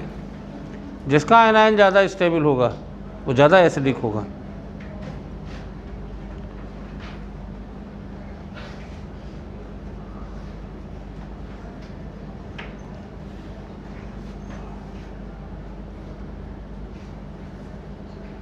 थ्री आइडेंटिकल रेजोनेटिंग स्ट्रक्चर, और इसमें कितने हैं? 2। तो इन दोनों में कौन ज़्यादा स्टेबल होगा? हाँ, तो अगर दोनों के बराबर हैं या बराबर नहीं है तो फिर नंबर देखेंगे। ठीक, लिख लो, लिखवा लिया था ऊपर। The species having more resonating structure, the species having more resonating structure are more stable. लेकिन बेटा ये तीसरे नंबर पे लगाना है, तुमको तीसरे नंबर पे लगाना है, ये बात ध्यान रखना है। इसी क्रम में लगाओगे आप, लड़के इसी में कंफ्यूज हो जाते हैं, समझे? तो तीसरे नंबर पे इस पॉइंट को लगाना है। अगला पॉइंट लिखो। नहीं, सल्फोनेट, सल्फोनिक नहीं, सल्फोनेट। सल्फोनिक एसिड होता है वो।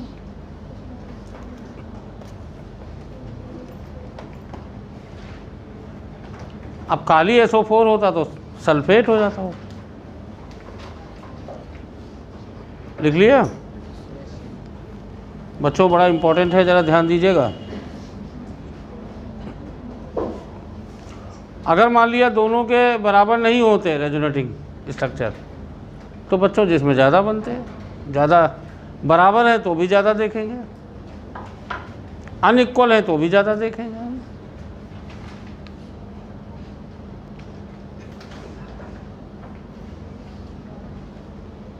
एक रिएक्शन,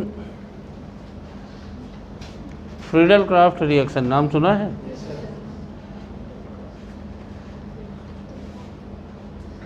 उसमें ये इलेक्ट्रोफाइल यूज होता है, एसाइलियम आयन, और उसके 2 रेजोनेटिंग स्ट्रक्चर हमने बनाए। सुनील, कौन सा स्टेबल होगा ज़्यादा? पटेल, फर्स्ट और सेकंड में कौन ज़्यादा स्टेबल होगा? अब भाई अब तुम लोग सोचो, अब ऐसे जिंदाबाद मुर्दाबाद नहीं, इसका रीजन भी पूछेंगे हम। फर्स्ट और पटेल, हाँ, पूरा मैदान दे रहे हैं तुमको हम। पटेल बताओ इसमें कौन ज़्यादा स्टेबल? हाँ, प्रबल सिंह बताओ ज़रा, प्रबल सिंह। हाँ, दूसरा क्यों भाई, दूसरा क्यों ज़्यादा स्टेबल? पाई बॉन्ड ज़्यादा है तो सिग्मा बॉन्ड गिन लो, सिग्मा बॉन्ड का कोई फर्क नहीं। हाँ बोलो, पहला क्यों? क्योंकि पॉजिटिव चार्ज हमारा पॉजिटिव चार्ज हमारा नेगेटिव हाँ, तो लेस। बैठो। और बोलिए भाई, हमारी बेटियां नहीं बोलेंगी, नालायक हो चुकी हैं। हाँ, कौन ज़्यादा स्टेबल होगा? तो आप बच्चों ज़रा ध्यान दीजिएगा, सेकंड स्ट्रक्चर ज़्यादा स्टेबल होगा। ठीक, पहले सुनील बॉन्ड देखना है आपको। तुम बच्चा ध्यान देना कि पहले ये नहीं देखा जाता है कि किस आइटम पे है। यहाँ 6 इलेक्ट्रॉन है कार्बोनियम आयन में, यहाँ 8 इलेक्ट्रॉन, 3 3 6 2 8, यहाँ 2 2 4 2 6, 8 electron system is more stable. या थोड़ा और आसान बोल दें तो जिसमें पाई बॉन्ड, जिसमें और खाली पाई बॉन्ड ही नहीं, कोई बॉन्ड, तुम तो ऐसा बता रहे हो कि पाई बॉन्ड बड़ा एक्सक्लूसिव, नंबर ऑफ बॉन्ड, केवल पाई बॉन्ड नहीं, ये पढ़ना पड़ेगा। तो आप ध्यान दीजिएगा, जिसमें बॉन्ड ज़्यादा हो। बेटा बॉन्ड क्यों बनते हैं? बॉन्ड इसीलिए तो बनते हैं कि स्टेबिलिटी बढ़े। तो ये बात और सुन लीजिए सब लोग ध्यान से। अगर एक ही, अब तो यहाँ एक ही है ना, कंपाउंड एक ही है, एक ही स्पीशीज़ के कई रेजोनेटिंग स्ट्रक्चर लिखे जाएं और तुमसे पूछा जाए कौन ज़्यादा स्टेबल होगा, तो सबसे पहले तुमको कोवलेंट बॉन्ड सब में देख लेना, चार्ज नहीं, पहले कोवलेंट बॉन्ड। जिसमें कोवलेंट बॉन्ड ज़्यादा होंगे वो ज़्यादा स्टेबल। बेटा चार्ज कम होगा, जब कोवलेंट बॉन्ड आ जाएंगे ना तो चार्ज खत्म होते जाएंगे। ठीक, इसमें चार्ज कम माना जाएगा। ठीक, तो पहला ये ध्यान देना है, देख लोगे ना? हाँ लिखो। अब ये सब तुमको लिखे नहीं मिलेगा कहीं जो हम पढ़ा रहे हैं, नहीं तो लोग जो है पहले झोंक देते हैं कि जो तुमने बताया वो बिल्कुल लॉजिकल बताया कि इलेक्ट्रॉनिक, लेकिन बेटा सबसे पहले कोवलेंट बॉन्ड। अभी आगे बता देंगे, अगर कोवलेंट बॉन्ड बराबर हैं, समझे, तब तुम देखोगे कि इलेक्ट्रोनिगेटिविटी पॉजिटिविटी ये है। लिखो, species having more covalent bond, या ऐसे लिख लो, resonating structure having more covalent bond will be more stable.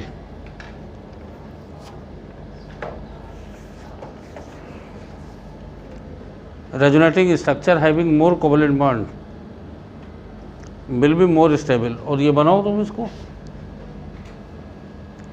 अब नीचे ये बनाओ और इसमें लिख दो, और ये भी तुम बता सकते हो। और सुन लीजिए बच्चों, जिनमें सभी एटम के 8 इलेक्ट्रॉन कंप्लीट हों, ऐसे भी बोल सकते हो, तो वो स्ट्रक्चर ज़्यादा स्टेबल। यहाँ लिख दो 6 इलेक्ट्रॉन, 8 इलेक्ट्रॉन, यहाँ 8 8 लिख दो, यहाँ 6 है भाई कार्बोनियम आयन। और सुनील, तुमको मैं जब मैं पढ़ाऊँगा फ्रीडल-क्राफ्ट एसाइलेशन, तो बेटा एसाइलेशन में रीअरेंजमेंट नहीं होता है। उसका कारण यही है क्योंकि एसाइलियम आयन रेजोनेंस स्टेबल है, जबकि एल्काइलेशन में रीअरेंजमेंट होता है। फ्रीडल-क्राफ्ट एल्काइलेशन में आप एन प्रोपाइल बेंजीन नहीं बना सकते हो ड्यू टू रीअरेंजमेंट, पर एसाइलेशन में रीअरेंजमेंट नहीं होता है क्योंकि ये रेजोनेंस स्टेबल है। यहाँ लिख देना कि second structure is more stable than first because each atom contains 8 electron in the valence shell or more covalent bond. Second structure is more stable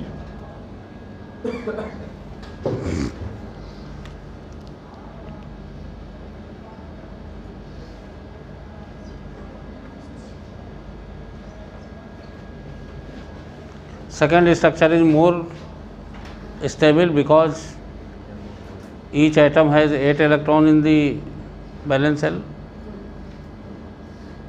bracket लिख दो मोर कोवलेंट बॉन्ड,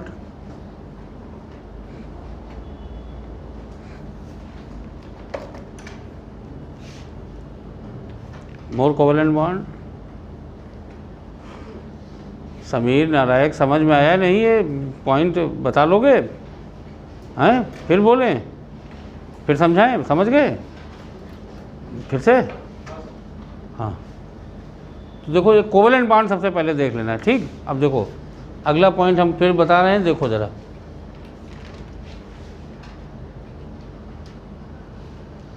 सबसे पहले बेटा ये गलती करोगे, तुम जरूर गलती करोगे, हाँ, और कम से कम 1 दर्जन कोड़े मारेंगे अगर ये टेस्ट में तुम गलत के आगे रखेंगे हम। इसमें सबसे पहले इलेक्ट्रोनिगेटिविटी में बच्चे फंसते हैं, समझे। तो वो ये समझ जाते हैं कि इलेक्ट्रोनिगेटिव ज़्यादा है तो इस पर निगेटिव नहीं आना चाहिए, ऐसा नहीं, पहले बॉन्ड देखना है तुम्हें।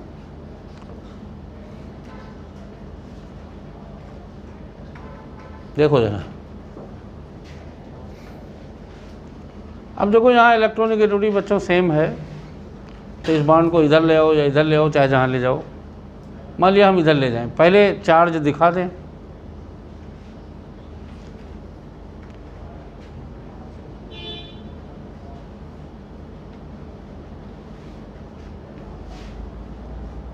पटेल दिख रहा है?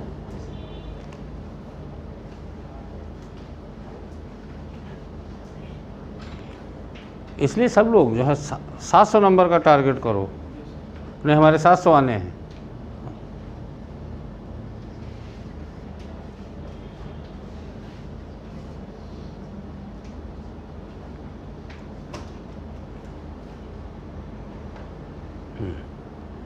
अब देखो ये सही है कि नहीं, बोलो भाई। डबल बॉन्ड पॉजिटिव चार्ज की ही तरफ तो शिफ्ट करोगे।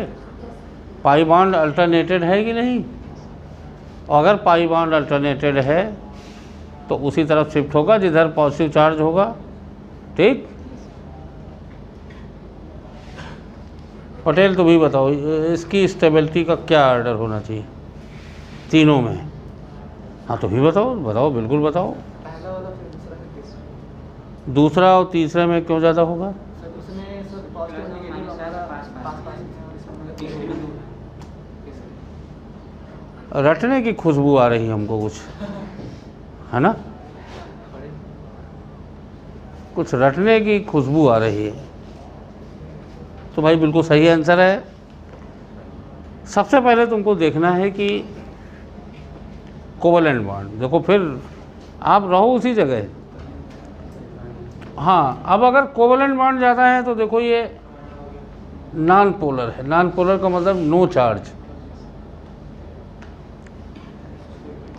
और बच्चों ऐसा भी हो सकता है कि दोनों में चार्जेस का फ़र्क हो, कोवलेंट बॉन्ड सेम हो, ये भी हो सकता है।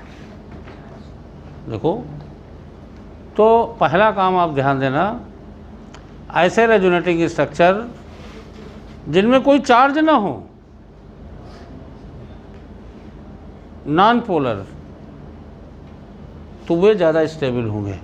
लेकिन इसके पहले वाला पॉइंट आप देख चुके होंगे, कोवलेंट बॉन्ड वाली बात, वो हम उम्मीद करते हैं तब इसको लगाओगे। फिर ये पोलर हो गए, मतलब चार्ज स्ट्रक्चर। तो चार्ज स्ट्रक्चर लेस स्टेबल होंगे अनचार्ज की जगह पे। और सुनिए, अगर तुमसे डाइपोल मोमेंट पूछा जाए तो इन तीनों में इसका सबसे कम डाइपोल मोमेंट होगा। भाई जिसमें चार्ज हो जाएगा तो वो डाइपोल मोमेंट ज़्यादा हो जाएगा।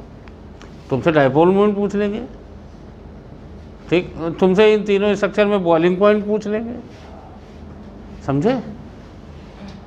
तो the resonating structure which have no charges or non polar will be more stable than the polar charges या पोलर स्ट्रक्चर।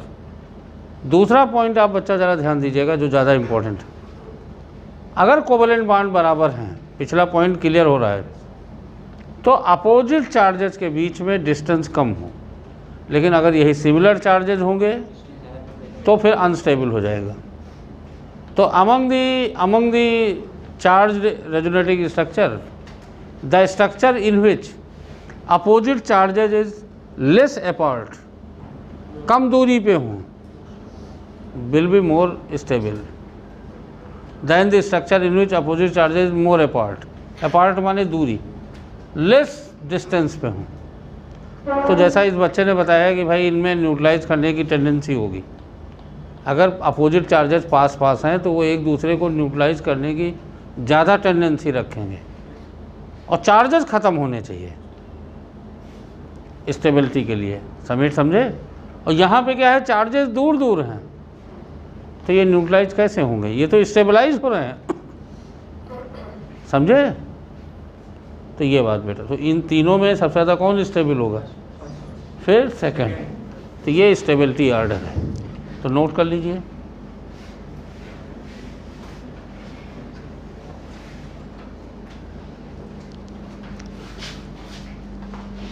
समझ में आया? चार्जेस जिसमें ना हो वो ज़्यादा स्टेबल होगा, ठीक। और अगर चार्जेस हैं तो तुमको बच्चा देखना है कि चार्जेस अपोजिट है या सेम है।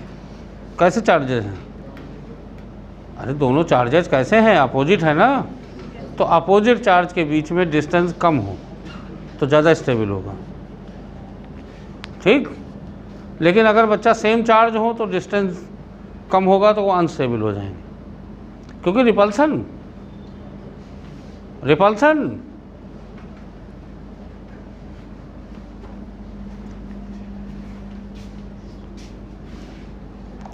कल हम जेई मेंस या उसके कुछ क्वेश्चन लाएंगे तो करवा देंगे, देख लीजिएगा आप। 2-4 सवाल अच्छे अच्छे करवाएंगे। जल्दी लिख लो, दिख अब तो दिख रहा, चश्मा लग गया बिटिया, तो प्रगति, बधाई हो, चश्मा लग गया है, बहुत अच्छी बात है, ठीक है ना। हमको ये सुख अभी नहीं मिला है और हम ये लेना नहीं चाहते हैं अभी, ठीक। अब तो लिख डालो जल्दी से।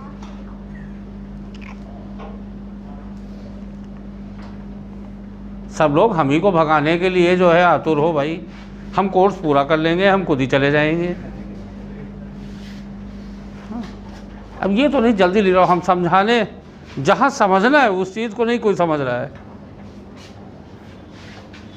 जहाँ तुमको मेन चीज़ समझना है, और अभी टोटल 5-6 पॉइंट है, इनको 1 बाई 1 लगाना है, ये बात ध्यान रखनी है। डायरेक्ट अब बच्चे खाली एक पहाड़ा पढ़ लिए कि इलेक्ट्रोनेगेटिव एटम पे पॉजिटिव चार्ज, तो वही लगाते रहते हैं, इसलिए गलत हो जाता है। पहले अगर डिफरेंट स्ट्रक्चर हैं तो तुमको रेजोनेंस देखना है कि है कि नहीं, और ऐसे ही पूछा जाता है। अब ऐसा थोड़ा बेमेल थोड़ा पूछा जाएगा, एक तरफ पिरिडीन लिखते हैं एक तरफ बेंजीन, फिर तुमसे स्टेबिलिटी थोड़ा पूछी जाएगी, समझे? फिर तो बात ही अलग हो गई, बॉन्ड एनर्जी ही का फ़र्क आ जाएगा। अब देखो यहाँ सब में बॉन्ड सेम है, कार्बन कार्बन, तो यहाँ पे रेजोनेंस का असर आएगा। तो बच्चों लिख दीजिए पहले non polar structure, non polar resonating structure,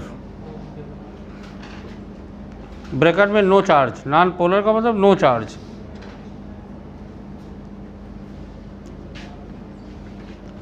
non polar resonating structure, bracket में no charges, are more stable.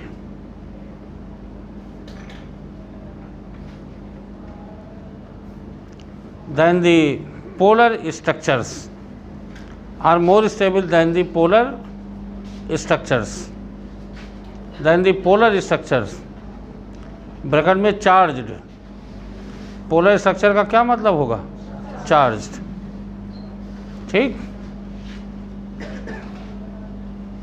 याद रखोगे तो सवाल बन जाएगा, इसमें कोई दिक्कत नहीं। अगली लाइन से लिखो, among the charged resonating structure, among the charged structure, among the charged structure, comma the structure in which charged structure, the structure, और ये लिख तो दो, ये 1 2 3 वो स्टेबिलिटी का आंसर तो लिख दो। Among the charge structure, the structure in which opposite charges is less apart, हाँ, opposite charges is less apart, APART, apart माने दूरी, less apart, will be more stable,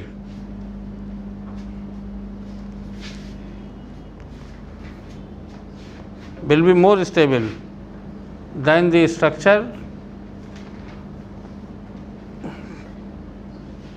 than the structure in which opposite charges is more apart,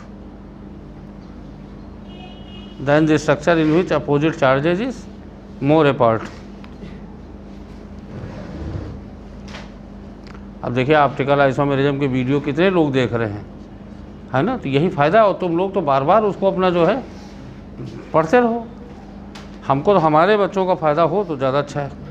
तो देखिए इसमें बाहर के भी लड़के देख रहे हैं, कितना उनका फ़ायदा हो रहा है ना। हाँ बस ठीक है, अच्छी बात है। जब सबके लिए फ्री है तो उसमें जितने लोग देख लें तो अच्छी बात, लड़कों का फ़ायदा हो। देखिए हम लोगों का काम तो यही है ना कि बच्चों का फ़ायदा हो। नोट कर लीजिए भाई, लिख लिया। तो अब आप देखो ज़रा अगला पॉइंट लिखो, ये क्रम से ही लगाना है।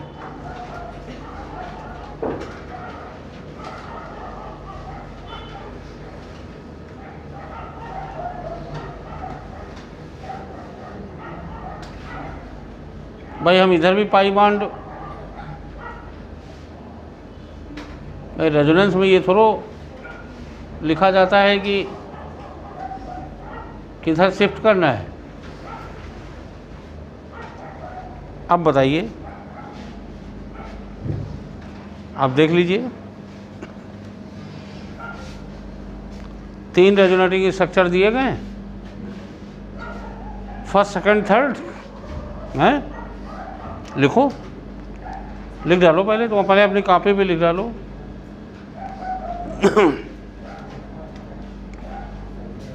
कुर्सी इधर खींच दे।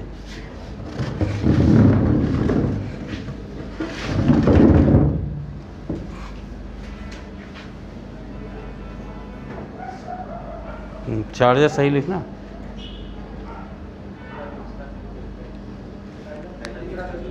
तो आप इसमें देखो कि पहला स्ट्रक्चर में तो ज़्यादा कोवलेंट बॉन्ड है या नहीं, और न्यूट्रल भी है। तो भाई पहला तो ज़्यादा स्टेबल होगा ही। अब दूसरे तीसरे में बताओ, दूसरा या तीसरा देखिए कोवलेंट बॉन्ड बराबर हैं, ठीक, बराबर है कि नहीं। अपोजिट चार्ज के बीच में डिस्टेंस बराबर है कि नहीं। तो अब यहाँ पे तो ये पिछले रूल लग नहीं पाएंगे।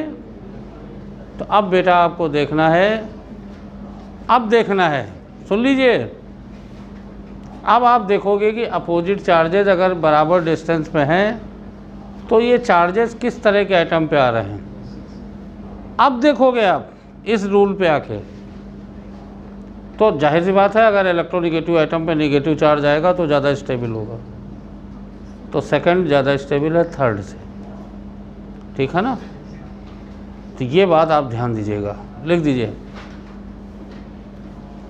If distance between opposite charges is same,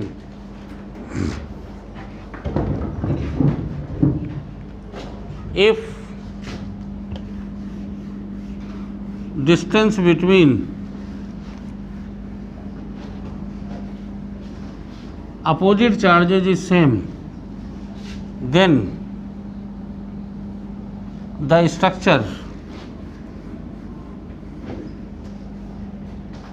in which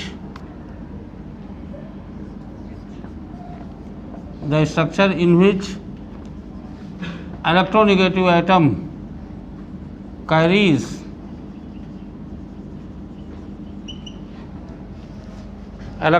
atom carries negative charge, the electronegative atom carries negative charge,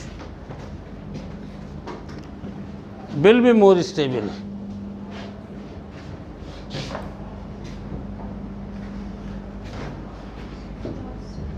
Electronegative atom carries negative charge, will be more stable, ठीक। लेकिन बच्चों ये बराबर रहे तब, बराबर नहीं रहेगा तब नहीं लगेगा ये। और ये बहुत धीमे धीमे सब पढ़ाया है, 4-5 टर्न हो गया हम शुरुआत किए हुए, लेकिन अभी हम डिस्प्लेसमेंट अब जाके धीरे धीरे पूरा हो पाया है।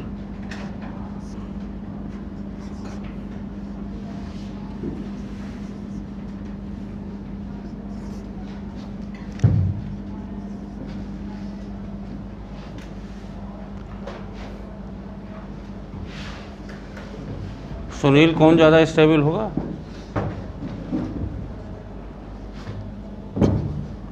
पटेल,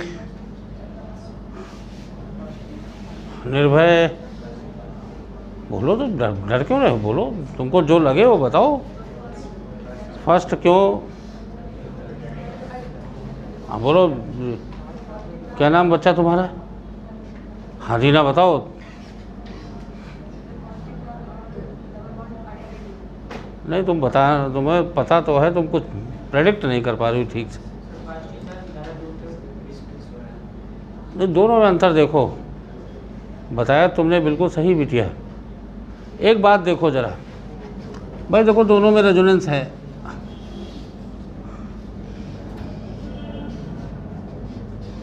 देखो ये यहाँ आएगा, यहाँ आएगा। इसको बच्चों कहते हैं लीनियर कॉन्जुगेशन। लीनियर, एक ही तरफ। इसमें जो है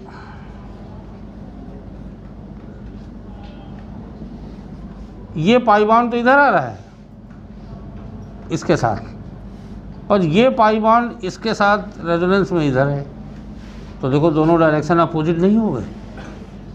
इसको क्रॉस कॉन्जुगेशन कहते हैं, क्रॉस कॉन्जुगेशन। अरे आप ओपन चेन में लिख दो, उसमें क्या जाता है। देखो एक ये है, या कार्बोनाइल लिख दो, ये है।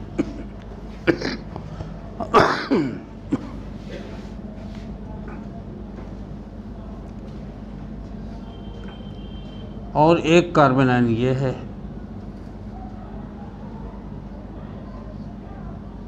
डबल बॉन्ड यहाँ पे। अब बताओ,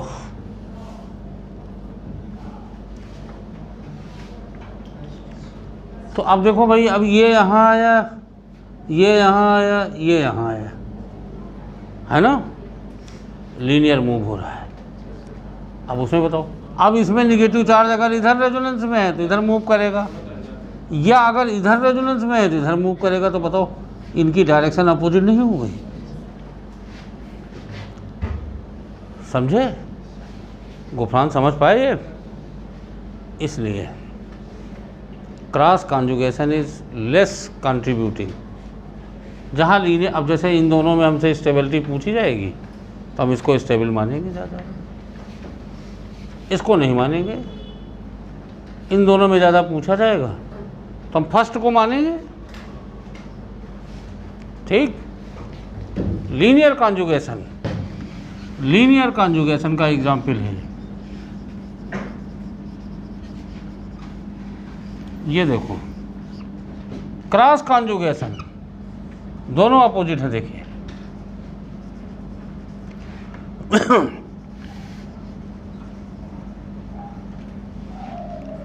first is less stable, more stable then second.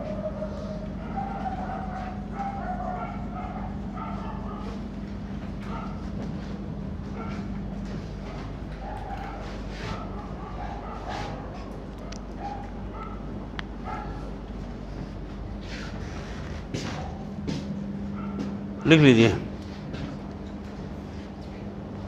Linear species having linear conjugation will be more stable.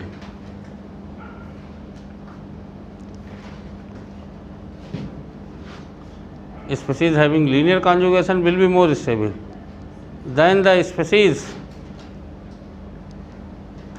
having cross conjugation. Linear species having linear conjugation will be more stable than the species having cross conjugation. अब लिख देना कि structure second में cross conjugation है, first में linear conjugation.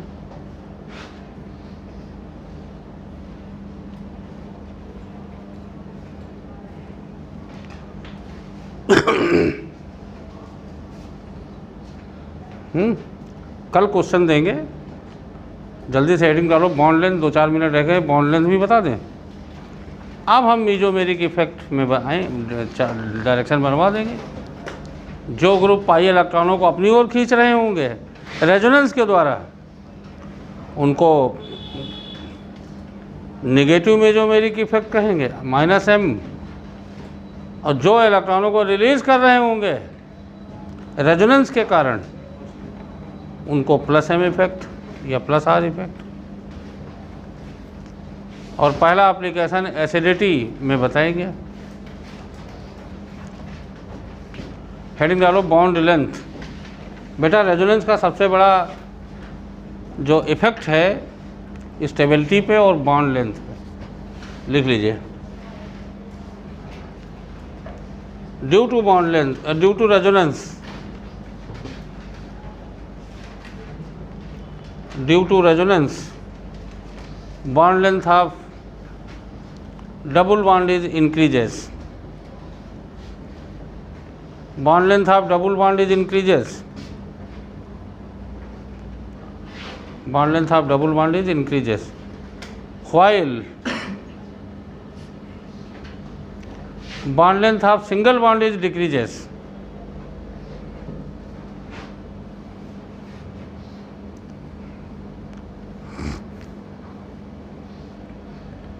For identical resonating structure,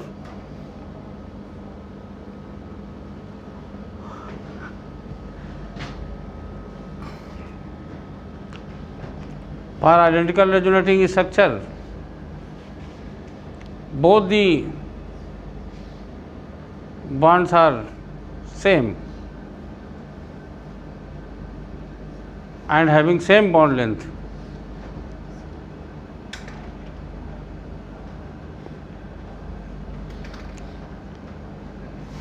having same bond length. अब आप बताओ ना, हमने तो यहीं से स्टार्ट ही किया था कि कार्बोक्सिलेट आयन में दोनों कार्बन ऑक्सीजन बॉन्ड सेम क्यों होते हैं? दोनों सेम बॉन्ड क्यों होते हैं लेंथ के? क्योंकि आइडेंटिकल रेजोनेटिंग स्ट्रक्चर होते हैं। बोलिए।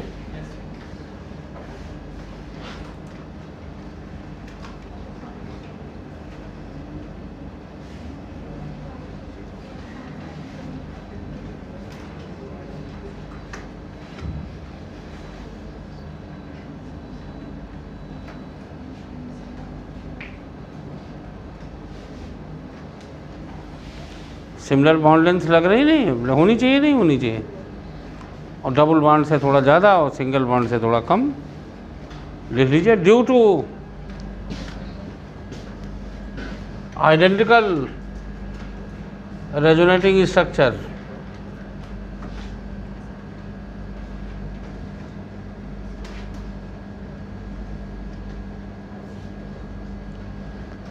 Identical resonating structure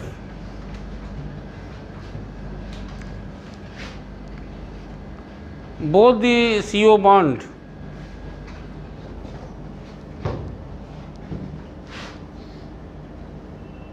having equal bond length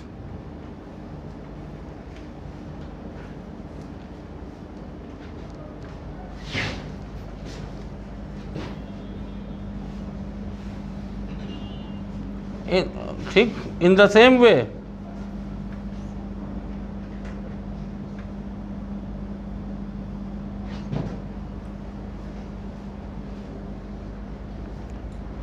due to identical resonating structure,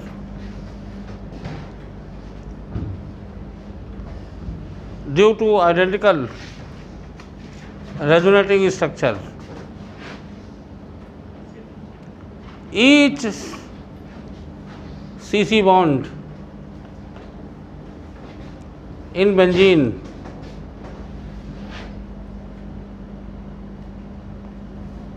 having same bond length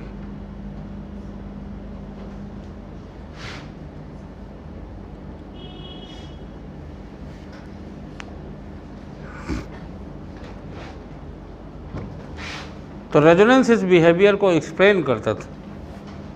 भाई यहीं तो स्टार्ट किया था। रेजोनेंस इस बिहेवियर को एक्सप्लेन करता था।